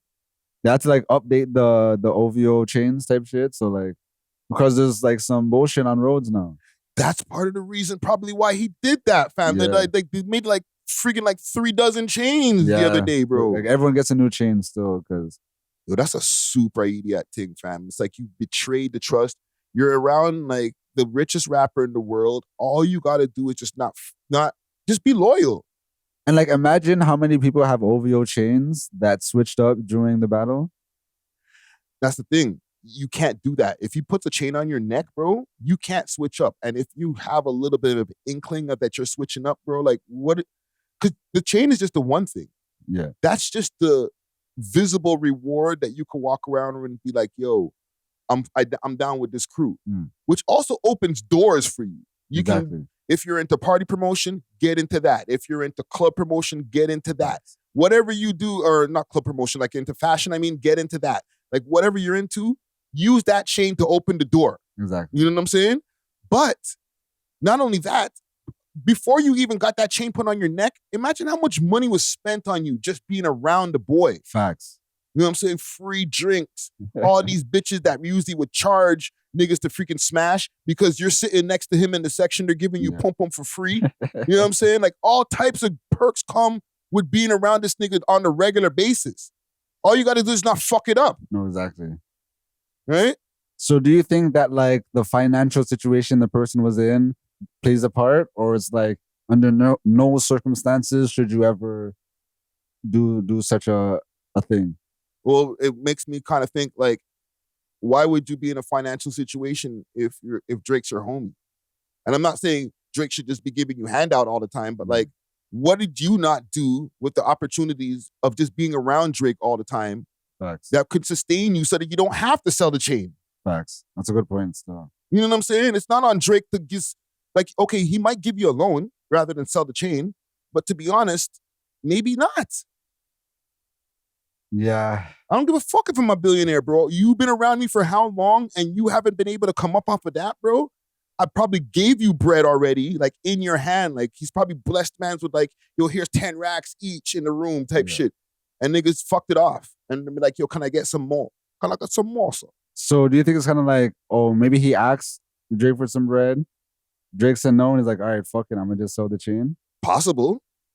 But it's like, fam, doesn't mean sell the chain. Means like, bro, now like go get some bread, fam. But like, okay, imagine you're in the crib, you have no bread, and you have this one artifact that will give you at least a 20 bands right quick, like you're up. Right. You know what I mean? Like enough mans are going for that. Yeah, but you could probably make 20 million in the long run if you keep the chain. That's true, still. You know what I'm saying? And just be like, yo, listen, bro, I have some ideas, and like come to him with like a proposal written. You know what I'm saying? Just get somebody else to do it. Get ChatGPT to do it or something. And then like he might be like, you know what? Here's $100,000. And you sold the chain during one of his lowest moments. Yes. And probably for how much, fam? Like niggas probably didn't give you 50 racks for that or something. Right. They probably gave you like, oh, here's $5,000. Oh, that's the idiot thing. You know, come on, fam. If I'm a freaking pawn shop guy, I'm breaking your ankles for that, bro. Bro, you're lucky you're leaving my shop with that. No, facts. You know what I'm saying? What are you doing in here with an OVO chain, my nigga? What? Yeah, that's crazy. I might get on a call and get you before you even leave my shop, bro. No, facts. Like, yo, you know what? Wait right here. I'm just gonna go test the diamonds real quick. Yeah. Or I might just go in the back and call Drake. Literally, that's what I'm saying. Like, yeah, no, you wait right here. I'm just gonna go test, make sure everything's real. Yeah. Quick phone call. Yeah. And now Drake blesses me with like $500,000 for letting him know where the chain is. No, facts. Cause like, yeah, that's a violation still. That's a violation. I'm sorry to I had to go like on a freaking whatever, a whole YouTube segment on the damn chain, but like, brother, like that's a friggin' violation, bro. But yeah, let's move on. Couple more Drake topics on this. What do you think about the first week predictions of the sales? I think it was like 500 for Iceman. Yeah, I'm gonna go to Academics page. Okay. Yeah. No, keep going. I believe I said like 450. That's what you said, right? 450? Yeah, and I said maybe 500 if it goes crazy. So like that was pretty correct. You know, that was pretty close. Yeah. You know, you said 600, which I don't think is too far off as well. I said around the 600 range, right? You know, just based on other albums. Czar said 1 million. He was wild. Yeah. You know, No, but he wasn't wilding because the amount of anticipation that was around this, it could have given it 1 million if there was only one album. You think so? Yes, because, and we'll get to the breakdown that Academics posted in a second. I thought one thing that they did smart on this is dropping 3 albums because there was 3 different vibes. Yeah, we got the rap album on Iceman. We got the bops and the stuff that's going to be playing outside on freaking Maid of Honor, and on the slow shit for the bedroom on Habiti. Yeah, right. But a lot of times Drake puts all of that shit in one album. Facts. You know what I'm saying? And it sells whatever it does, but there's a lot of skips because it's not for everybody. Exactly. You know what I'm saying? So now you split into 3 albums. Automatically now it splits the sales though. That's the conundrum. So you think it would have sold more? If it was all on one album and Iceman was a mix of rap and R&B and some like different fusion stuff, then it would have been like views all over again. Yeah, I can see it sounding like a 650, you know? Yeah, at least. You know what I'm saying? Because everything is just on one body of work. That's the only choice you have. Exactly. Right? Now, with the way that they split it up, there's people who I've heard who said they don't like Iceman, but they're younger, who are like not into all that lyrical, spherical shit. Yeah. You know what I'm saying? They're like, I like Maid of Honor better. Yeah. You know what I'm saying? So if that's what you like, then go listen to that. And I agree with the strategy as well. Normally, I'd be cooking their strategy, and normally I think they have the worst strategic team. But this, I would say ever since like the ice blocks or whatever, but obviously this has been planned from way before, but it's just been W after W. Like they've just have been sailing through the rollout, through the drop, through the release. Like, yeah. And I like the fact that they did 3 different albums.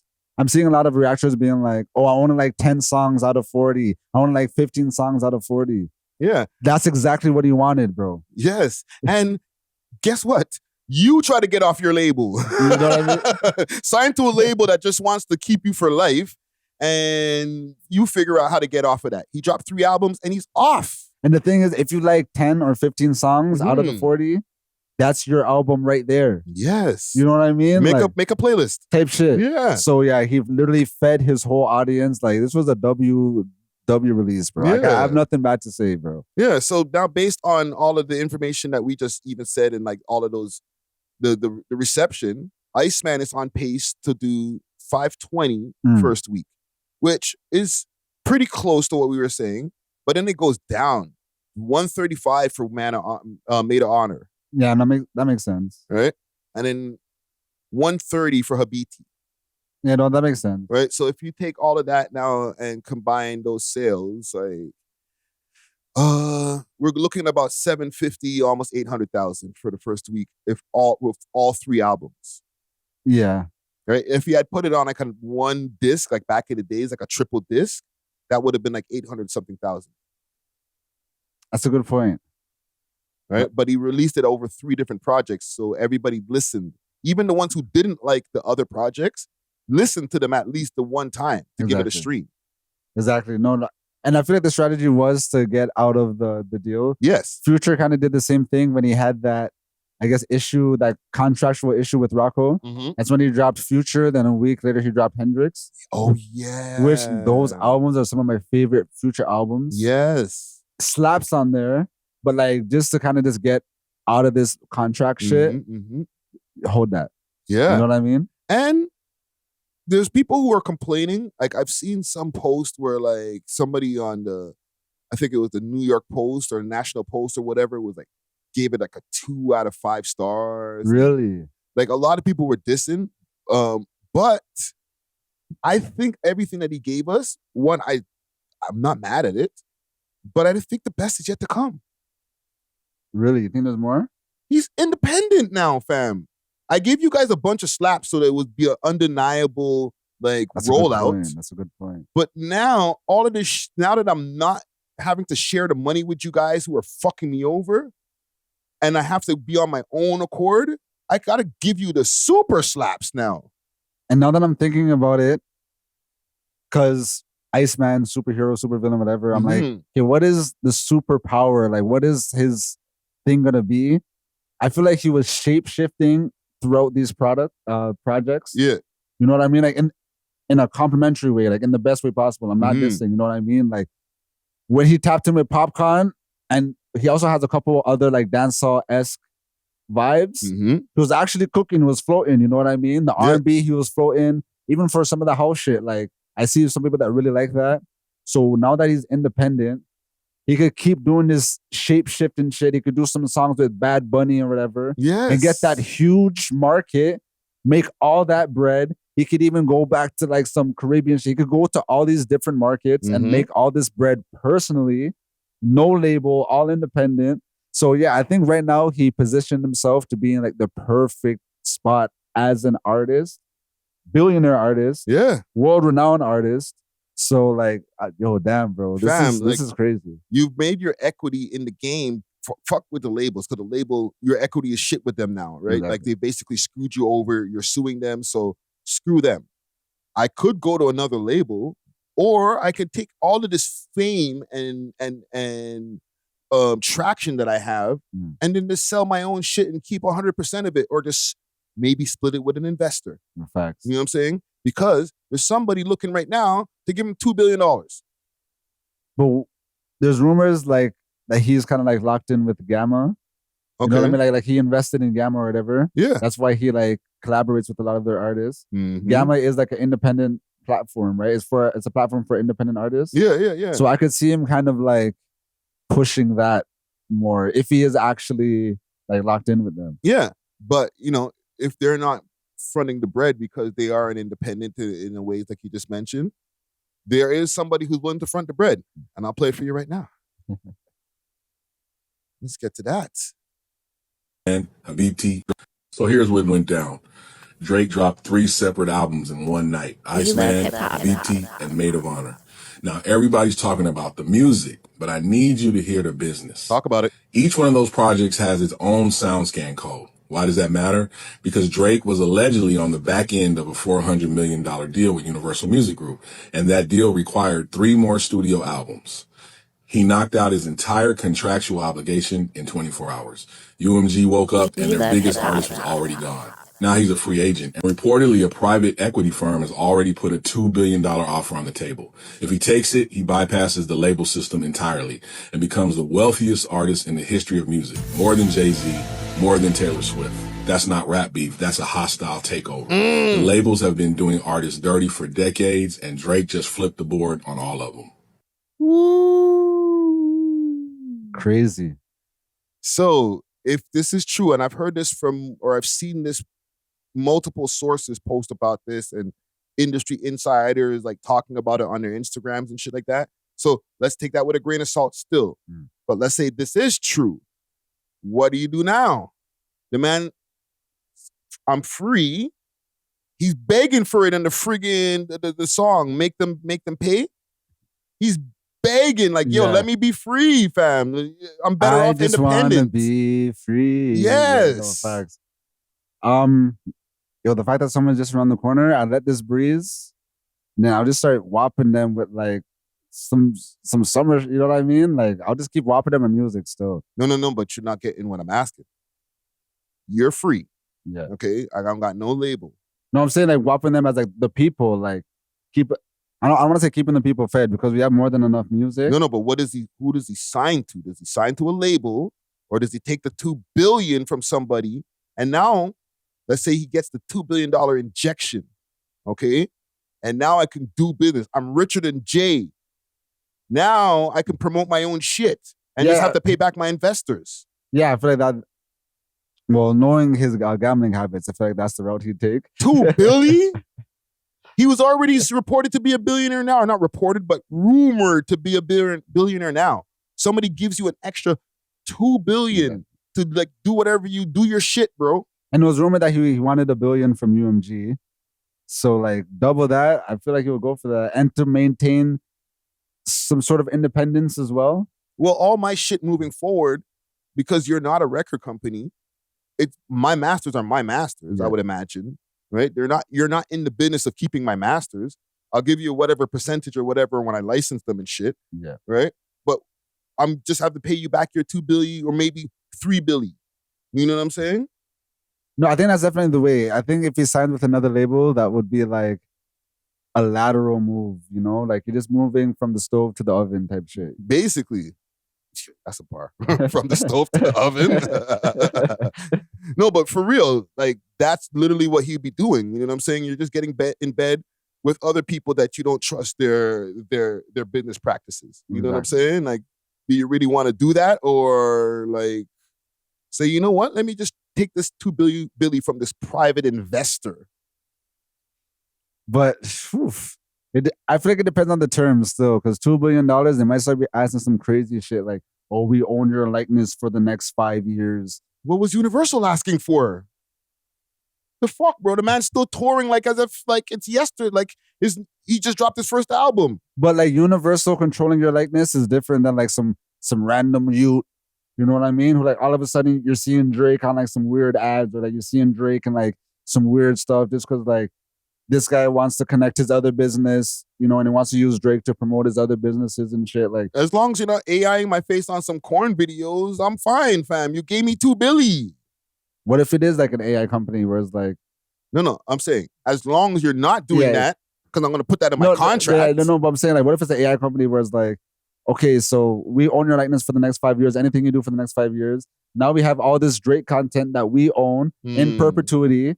So like, oh, we could use this in our AI. We could use this in blah, blah, blah. So now like, oh, now people are making Drake songs again. People are, you know, remember back when they were kind of fighting that when they had the Drake and the Weeknd song? Because a lot of these private investors that are buying these catalogs, you know what I mean? Like, I feel like they're using, again, like they're going to use the catalogs for nefarious acts. You know what I mean? Like they want to like kind of steal the data from it, or like how the artist sounds. They basically want to use it against the artist type shit. Yeah. So depending on the terms of the contract of what they're asking, because $2 billion is a lot. So I know they don't just want to be affiliated with Drake. They want something from him, bro. Okay, so here's where I got you there, brother. All right.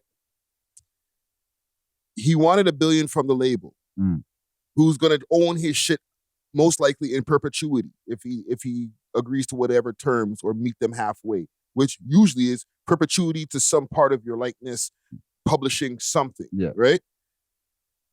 The labels, as well as the streaming companies, are also in bed with these AI freaking companies, and they're cranking out some of this shit, this AI slop that's you're seeing on Spotify and other places, fam. It is coming from the labels. These guys are having fights. The actors are fighting with the freaking companies because they don't want their shit to be replicated, and now they don't even have to come in. They'll just use the AI. The artists are fighting for the same shit because all these guys are in bed together, fam. So do I deal with the label who's going to be dealing with AI companies and using my shit? Or do I just deal with some private investor? You don't think he's at a point where he could just do it himself now? Like let's say he has $1 billion, right? Because it's never been reported that he has $1 billion, right? Let's say he has close to $1 billion. And a man's willing to give me $2 billion to continue my legacy for the next, let's say, 10 years. I might go hold that, fam.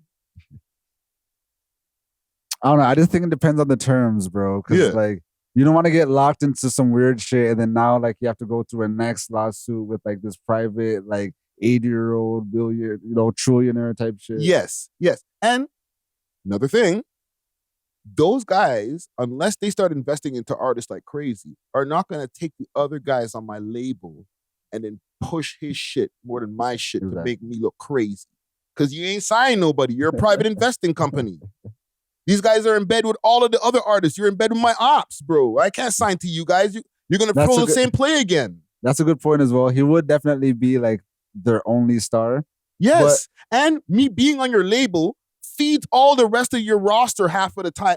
Not half of the time. All of the time over the last 15 years. No more. But if you're finally free, do you want to get into like a $2 billion slave deal? If it's not a slave deal, then hell yes. I feel like regardless it is. Because like, the record labels be the slave deals. This person is a private investor. That's different. We can make different terms. You're not in the music business. You're in the money business. The thing, okay, as someone that has done events before, Mm-hmm. when I would run events by myself, free reign. I could do it how I want, when I want, where I want, everything like my vision, how I want to do it. Right. When you bring on a private investor now, that's what it is. They're invested in it. So it's like, make the balloons gold. Come on, literally, like, we did give you the $2 billion. We don't really want you to drop on this day. We also like our other businesses doing this. Like, it's not going to be good for like. You just go from having one master to another. Basically, is what I mean by slave deal. And I don't think they're going to be working them to the bone, but it's like now you're $2 billion in debt. Like, they're going to have control over you, dog. Brother, and we're going to get off of this, okay? Because I feel like we're going in circles. $2 billion in debt with a private investor or $1 billion in debt with the music industry vipers who've been fucking over artists for the last 100 years. But I feel like he doesn't have to be with neither of them niggas. I feel like he could, where he's at right now, you know what I mean? Like, you don't have to sell 600,000 every release. You could just stay where you're at and then just ride off in the sunset, drop when you want, keep your independence, you know what I mean? Yeah. Do your shows, make everything off your shows the way you want it. Like, I don't think it needs to get in bed with any other, like, weirdo trillionaires, like. Last thing. Because, we said, okay, he's a billionaire, whatever. So then I'm going under the assumption you're like, from the money that you've made, you got $1 billion, quote unquote, just use that and stay independent. Type shit. But you also mentioned gambling. So maybe you don't have that. And it's like, fam, somebody bless me with $2 billion and I'll go get to work. But I feel like that's what the stake deals were for. Mm-hmm. But like, okay, I recognize I'm not going to stop bottling up still. You know what I mean? Yeah. So I do have a 1-2, shout out Zaranto. You know what I mean? They make sure they keep me stocked, loud. Because I know I'm not going to stop bottling up. And my money is going to be depleted if I just keep getting top quads, blah, blah, blah. But with this deal, I'm able to kind of maintain my smoking habit without going into my personal funds, without going into my business funds. Yeah. So I feel like his stake deal, the reason why he did that is so he could maintain his gambling habits without like getting into addiction territory where like, oh, I'm selling my plaques and like, you know what I mean? That would be bad. That would mean you really hit rock bottom if you're selling the plaques. Like, nah, I feel like he's blessed enough where he could go independent. Yo, try for a couple years, dog. You've been with the labels for what, 15, 20 years now? Yeah. Who knows? Bro? And end of the day, we're like literally speculating. Exactly. You know what I'm saying? We don't know if he actually is going to actually sign these deals, or this, get this money from this private investor, but who knows? But listen, salute to Drizzy Drake. Congratulations, brother. You took over the timeline. You know what I forgot to do? When I was picking up Exotic Hot Pot, and I'll pop it back up on the screen. They gave me a tray. Mad.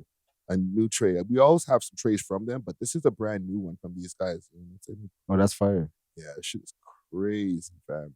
And a nice new grinder. So like, not only did they have the drawer, the good quads and stuff. Oh, but they have their paraphernalia as well. What? Crazy. Always like really decked out with some like cool shit on it. You know what I'm saying? I told the homie I was gonna plug this here because this shit is fire still. Shout out the anime heads out there. Yeah. They're crazy on the anime. But yeah, salute to Exotic Hot Pot. Okay, let me ask you just one more question on this Toronto, not Toronto thing, but the whole Drake thing, right? What do Toronto rappers do now to benefit from this buzz? Ready for the road. Roll Ready Detailing, now open 7 days a week from 8 to 5 p.m. 750 Oakdale Road, Unit 66, specializing in ceramic coating perpetual with warranty, PPF, tints, wraps, vinyl wraps, and hand car washes. Remember, we clean anything on wheels. Roll ready, ready for the road. Oh, Because like That's a good question. content creators, and I'm going to give you a little bit more to think about before you answer. Us as content creators, we benefited. Facts. I did my first IRL because the ice cubes are out there or whatever, right? So I went down there in person. I spoke to people on the scene, was able to make content, upload it to the channel. You know what I'm saying? We freaking did a live stream with What's the Dirt. We were able to have come up off of him promoting Iceman Facts. and making everybody in the whole city keep their focus on Toronto. What do the rappers do now? That's a really good question, bro. Right? Oh, one more thing, my bad. They couldn't drop the whole time during Iceman, like before it came out, or like when the album released. Because like you're gonna get drowned out on Friday night if you drop at the same time. But now that all of that's out and the eyes are on Toronto, now what? Go. I would okay, if I'm a rapper, whichever beat on the Iceman album that is most like aligned with my style of rapping, I'm dropping a freestyle. So. Yeah. Dropping like the hot, you know what I mean? Try to get on the blogs, try to get like ride the wave that way, you know what I mean? Cause Iceman turned what else, bro? It's Iceman season right now. Like you have to try to find ways to like associate yourself with what's going on right now, you know? So I would do something like that because the beat alone will probably catch people. And then if you're rapping sick enough, that'll make them stay, you know? Yes. You got any more ideas you want to throw on there? I feel like I have a nice one with the ice cube. Like if you didn't go and film some footage of that cube and do a music video in front of there that you're going to drop either right after Iceman's released or like this week. You know what I'm saying? Because now that's an identifiable piece of Toronto like it's a Toronto landmark. It's not there anymore. Yeah. But when people see that on a YouTube screen, they'll be like, "Oh, that's in Toronto. That's a Toronto rapper." Yeah, fact. You know what I'm saying? So somebody should have took advantage of that. And even take heed of like the whole rollout. The fact that he put a random art piece in the middle of the city and then just had the world talking about it. You know, like you could think outside the box where like I remember you were even saying like if we had like We Love Hip Hop just plastered on the side of like a random building for like a few days, downtown. Like people be like, "Yo, like what is that? Like what's going on in here?" You know? Yeah, because I was saying on the live stream and like even like over here behind the scenes, right? When you cause other people to do the promotion for you, facts. Like you spent money on like he spent like millions of dollars on the ice structure and stuff like that. But the amount of money that he got back from it because everybody reported on it. Every news network came down there and was like, "Yo, there's a big ice sculpture in the middle of downtown and everybody's around it. And why is it here? Because Drake has a contest going on." That's some Iceman. That's some super villain shit. You know what I mean? Like that's hard, bro. Right? And then they go, "Well, what's the contest about?" Well, he's got an album coming out on May 15th. It's called Iceman. And from what he's saying or what I've heard, that if you find a date inside the cube, yo, bro, like he didn't pay the newscaster to say all that, fam. That's just what's happening. And it spans across all demographics. Yes. Because the news is gonna cover like, the 35 plus. Then the streamers and the content creators are gonna be out there as well. Streaming right there at the cube. Which is gonna cover like, the 12 to 25 type shit, you know? So and then we gonna podcast about it. That's gonna hit the 30-somethings and all that, right? So like this is all free promo off of spending money on something rather than just, new album coming soon. Exactly. You know what I'm saying? So translate that to a Toronto artist. put something in the middle of somewhere where like your name is in there somewhere. You know what I'm saying? Because you're not going to be able to just have like a nondescript piece of like stuff, like a sculpture or something without your name. Your name has to be somewhere so big that people are like, yo, this is taking up, like, I'm seeing this every time I pass Young Street or somewhere. You know what I'm saying? Even like, yo, cash giveaways is always like amazing too. Yeah. But if you could find a way to like incorporate whatever structure that you're putting with like a cash giveaway, like, or even if you could find like a random spot in the city and be like, oh, whoever finds this one copy of this album gets a band type shit, like.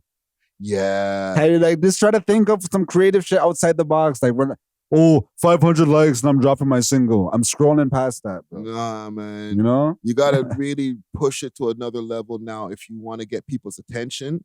And on top of that, get the free promo from like mainstream media. You know what I'm saying? Like literally take notes from what Drake did. Like downscale it obvious to your own budget. Exactly. You know what I'm saying? But like there's literal gems in that rollout right there that people can use. You know what I'm saying? Like even down to like, I'm not even talking about like the more immediate stuff that we saw over the last few weeks, down to like getting with the streamers. Yep. And, you know what I'm saying? Pushing a narrative out there through different people that are making content and stuff like that. Like, it's more than just, I got a good song. Like, you literally have to know how to take over the timeline and create narratives through the timeline.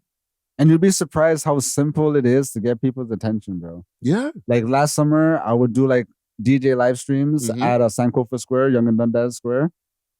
And like the amount of people that would just be walking by, like, just because I'm there DJing, like on live stream, like crowds would form and shit. I'd have hundreds of people in the live stream just because like it's a little bit out of the norm. It's like, and I'm not there asking people for money and shit, da-da-da. It's just like, oh, wow, like this is literal art in motion. You know? Yeah. And you create, let's say, enough of a crowd one day, or let's say you fuck around and like you already did that, right? But let's say you do one time with like a budget. Exactly. And you say, you know what, let me get like a flash mob of about 300 people out.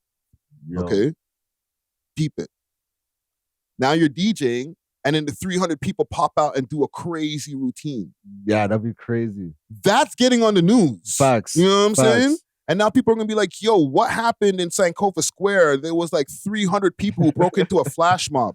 Why? Oh, it was a DJ Natural, who was DJing, doing his thing, and he, I guess he had paid for some promotion and got the flash mob out there. Boom, now your name is on the news, and what you're doing is on the news. And you would be surprised how easy it would be to do that. Like, yeah. I'm probably going to do that respectfully. Like, if you not want me to cut it out the video? Nah, you're good. Because I know niggas are lazy. Niggas ain't going to do it. If not this summer, the next summer. But like, all you'd have to do, there's so many different casting websites and there's so many actors out here. Put out an ad, $50. I just need like 100, like, if you could do a 1-2 step, you're good, blah, blah, blah. You know how many people would come out? You could organize it super quick. Like, that would be so easy to do, bro. You get a quick drone over there to catch the aerial shot. Yep. And boom, you run that. But the act of it happening, before you could even post it on the gram, it might be on the news. Facts. You know what I'm saying? Or somebody who's walking by has already filmed it, put it on their Instagram. You didn't even get to make the video yet. You just have to make the recap, basically. Exactly. You know what I'm saying? Worse if you guys are stopping traffic and causing a little bit of, it's like, oh shit, yeah, they took over. As soon as they go to investigate why, then it DJ Natural. Exactly. You know what I'm saying? Exactly. This is what, bro, brilliant. Artists, make sure you tap in with We Love Hip Hop if you need any creative direction. Yes. You know what I mean? Yeah, bro. We got ideas over here. You know what I'm saying? What do we got time here? 2 hours? I think we could do one quick story in our civic duties and stuff like that. I think we've gotten through enough. We're not going to be the Drake cast moving forward. Let me just say this quick before we move on. Okay? Because we've done a lot of Drake associated content in the last few weeks, obviously because his rollout has been crazy. Yeah. Right? He's taken over the timeline. Whether you're a Drake lover or hater. Exactly. You know what I'm saying? Now, moving forward, we're still going to talk about Drake if he gets on the timeline. But we're not going to be a desert like a lot of these other content spaces, bro. There's a lot of people who've built up their whole shit on Drake and Kendrick, or just hating on Drake because Kendrick doesn't give you enough content to like, exactly, you know, to glaze him or react to. And then when that don't happen, it gets the crickets. And then it's like, thank you, Drake, for dropping Iceman so that we can get some more on our AdSense. Our regular specialty is covering Toronto topics and what go on with the Toronto rapper that's on the up and coming, or who just got arrested, or from Toronto. Like nobody knows their name, but people in Toronto know. Yeah. So we'll be good now that we're out of the Iceman phase. We'll be back to regular programming. Yeah. And there's people in the audience who are like, I like. You know what I'm saying? Like, what's YG and them niggas up to? So listen, salute to us, because I feel like even over the battle, during that middle time when there was no battle happening anymore, and people were starting to be crickets at some of them other places. I started seeing YouTubers go from like 10,000, 15,000 views to like hundreds of views. Like, God damn. Yeah. And right now, and salute to Top 5 Troy, he has a video out explaining all of the disses that Drake did in Iceman. That's going crazy. It's at 100,000 views in 2 days. And he's a smaller creator, so I want to give him a salute for that. You know, I like his videos. Yeah, I rock with his videos. That's We Love Hip Hop alumni too. You know what I'm saying? Oh, for real, eh? Yeah. We have a very deep catalog. Oh, right? wow. But let me just show you guys this quick fast before we get hit the road here. And big salute to everybody who's celebrating their Victoria Day weekend. They're rolling back odometers. Really? You could do that? Yes. You didn't know? Wait, whoa. Before I pull up the clip. You didn't know that was a thing, fam? The odometer rollback? There's that thing that you could spin or whatever. Is it that? No, it's a little bit more complex than that. Because I do remember that it was possible, but I tried it one time, like not to like finesse, but I tried it just to see if it was real. And then like I wasn't able to figure it out. So I'm like, I thought it was just a myth.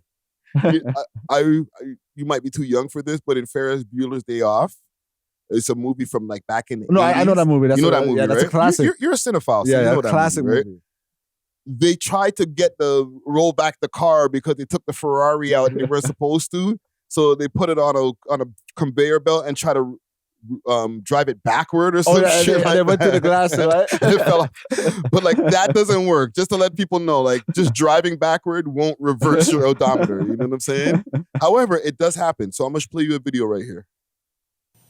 If you're buying a used vehicle, one of the most important factors to determine its value is how many kilometers are on the odometer. Well, you hope the number you see is accurate. A new report suggests odometer fraud is on the rise and becoming a huge problem for car buyers. Here's Pat Foran with a Consumer Alert. Pat. Thanks, Michelle and Sean. A new report from Carfax is sounding the alarm that thousands of cars are being sold with rolled back odometers. As car prices increase and more buyers turn to the used market, scammers are making kilometers disappear to make more money. CTV News has done many stories on odometer fraud. Francisco Jardim bought a truck with 187,000 kilometers. Its actual mileage was 455,000. I feel ripped off. Dennis Estevez bought a vehicle with 184,000 kilometers. Its true mileage was 320,000. Wow. Clearly it was rolled back. A new report from Carfax found last year in Canada, it flagged more than 20,000 vehicles with rolled back odometers. They suspect the actual number that's been tampered with is much higher. With new technology, it's easy to do. You can go to Amazon and spend $200 or $300 and buy a tool to plug into your car and manipulate the electronic odometer all day long. So that does not protect anyone. The Ontario Motor Vehicle Industry Council, OMVIC, says its latest report shows more than 2,300 dealers, salespersons, and curbsiders were charged last year, resulting in $1.9 million in fines. Wow. About 1,500 cases involved curbsiders, and many of those involved odometer fraud. They are going to try to make that vehicle look better than it is, and they're going to want to sell it for more. The good news is that it's not just an odometer that records a vehicle's mileage. Most cars now come with a black box and several electronic modules that also record how far a car has traveled. A mechanic with a scan tool can find the true mileage fairly easily. To avoid rolled back odometers, purchase a used vehicle information package and a Carfax vehicle history report. Check the seller's ID to make sure they're the lawful owner of the car. Ask for service records and have the vehicle checked by your mechanic. The manufacturers could do more to stop odometer scams. Carfax says criminals are never far behind. As quickly as the OEMs improve their technology, the hackers are figuring it out. Yep. And other fraud. All right. So that's crazy, bro. To answer your question, they're basically hooking it up to like these machines that roll the shit back, bro. I understand it, you know what I mean? From a scamming them there. They have to do what they have to do. It's just super dangerous because I feel like Broski was driving at 450, thinking it's 180. You're driving different at 180 than you would at 450. You know, this is true. You're a little more cautious. You know what I mean? Yeah. That 180, you might push it a little more. Yeah. So you don't want people's engines to blow up on the DVP. You know what I mean? On the Gardener and things like. I don't know. It's mad dangerous, but you don't. The person who does like some of these people, I'm sure some of them do have empathy and care. I already sold that, fam. I'm off of this. Fact, yeah, it's true. Oh, that happened? Damn. I saw that on the news. Oh shit. Wasn't that my car? Well, I got another car for sale. Yeah, no, it's true still. I definitely get the bread and like, I don't know, right now, I just feel like even driving is gonna become like everything's gonna become luxury. Like going to concerts, taking flights, even driving, especially now that everything's gonna become automated. It's like I feel like more people is gonna resort to Ubers and stuff. Like even me, like I don't drive. Yeah. You know, like I Uber everywhere. You know, like I live downtown as well, so it makes it a little easier. Yeah. You know, but like when I do consider getting a car, I just think about what if man try to steal my shit. You know, so many car thefts have been happening. Now, even if I go to buy the car, man's gonna try to roll back the miles on me and stuff and try to finesse me that way. Yeah, unless you go and take the precautions like they're saying, right? Or go buy a brand new car from a dealership. But it's just like, it just seems like such a hassle. And then when I get the car, gas prices are sky high. Yeah. You know, like it just seems like so much to deal with just to have a whip. you know? No, just for transparency. And people see me on road, right? Because a lot of people are like, yo, Friday, don't be going outside now. No, I literally have to go outside to come to the studio. You know what I'm saying? Like, if people have seen me on the TTC, it's not by happen chance. It's like because like I didn't sell my car. I let the freaking dealership hold it for a second. Because the insurance prices were kicking my ass, brother. No, it's crazy. You know what I'm saying? And I'm not even ashamed to say that, fam. It's not like, to be honest, right now, I can't afford to pay it. But do I want to pay 5 bills a month for insurance, brother? No, facts. You know, when I was driving, I was paying like 7 bills. I'm like, what? This is a idiotic still. Fam, you can get a room for that. Nah, literally. Yes. I'm like, let me just wait until my driving history resets and I'll try again still. Yeah, fam. Like you gotta like be economically sound with like and make the right choices of what you're doing with your money, especially in these days and times. So is it mandatory for me to drive? Am I up and down all over the city, all over the place? No. I really go to like 2-3 places a week. So fuck, I could just jump on a TTC. I'm not like too big to be on the TTC. No, There's probably somebody sitting on that same bus or on the same train who got 10 times more bread than I do. Hey, yo, when I would watch the Joe Budden podcast, when Rory and Ma was there, Rory would talk about taking the train all the time in New York. He still takes the train. You know, so. That's New York. And we're very similar to New York as far as a metropolitan city. So, like, you do see people getting off of the train at Dundas Square or at Bay Street or whatever who got mad bread, bro. They're going to jobs that are giving them like $200,000-$300,000 a year. Exactly. You know what I'm saying? So it's not above any man to just say, you know what, I'm going to have to do that because how could you trust anything, fam? They're rolling back odometers. A new car is going to get you into a bum contract probably. And then you're paying $190 for gas, brother? No. Me, I do enjoy driving. Yeah. But I hate traffic so much, bro. So the fact that like I'm mad close to like the train stations and stuff, like I don't mind just being underground and like just listening to our podcast, working on my laptop, being on the GO train, like you have the Wi-Fi and stuff, you could actually get work done. You know, when I'm driving, I just have to focus on driving, you know, but I find I can multitask way easier during my commutes. Yes. You know? So. I've been realizing that lately too. And and I'm not I'm not telling the people in the audience, you'll go sell your car because times are tough right now, or we're like in a recession. Okay, we're not going towards a recession. We've been in a recession for like the last 3 years, right? But I'm not saying that. I'm saying there's options now, fam. You could just Turo if you really need to jump in a whip, fam. Yo, Loki, that's what I was doing last year, Yes. My license is, whatever. But I had a shot. She just rented the whip from me. Yeah. No, mine is good, fam. I'm going to freaking Montreal just now. I'm going to jump in a Turo and drive the hell down there, fam. Exactly. You know what I'm saying? So, like, you don't really have to stay shackled to these things or fall for these scammers because, like, you need to get a whip. Man's giving you an offer and it's like going 150,000 kilometers on it. And now you go find out there's like 600,000 kilometers on the shit. Yeah, that's crazy, bro. Yeah, bro. Like, you know what? You're better off just freaking taking the damn bus. Yeah, in my opinion. I'd have to spin back. Wherever I got that whip from, I'm spinning back, bro. Yeah. Not with Pat Foreign from the news, bro. Spinning back with the GGs. with the Gap Foreign. Not Pat Foreign. I'm spinning back with Gap Foreign. Oh, man. I think we got it for the day, man. Once again, salute to everybody who's celebrating their Victoria Day. Air horns for that. Jeez. You know what I'm saying? Long weekend outside. It's hot right now, so if you're outside getting your barbecue on, you know what I'm saying? Save a burger for me. I'm forward and just now. I'm at Nest tonight for So Blue, and it's funny because I have blue in my hair because like the woman that does my hair, like she does it for free if I do shouts outs or whatever, right? Okay. So then she's like, "Oh, like you have the event So Blue coming up. Do you want to put some blue in it? That'll match your outfit." Blah blah blah. I'm like, blessed. So when I posted the picture of my hair, people are responding like, "Oh, you're doing too much for Drake." And then I begged it. I'm like, "Oh shit!" People are thinking I put the blue in my hair on some Iceman shit. Oh, just because he DM'd you, you're doing tricks. I'm like, holy shit. Doing tricks is crazy. I'm like, yo, this is... They paid me more for that than the Lil Baby shit. Wow. I'm like, dog, that's crazy, bro. But, you know, natural in the building. I'm like, listen, knock to natural, jeez. Oh, man. Let's hit the road over here, man. Thanks for watching. If you enjoyed this video, please make sure to check out these other videos on the screen and make sure to like and subscribe. We love hip hop.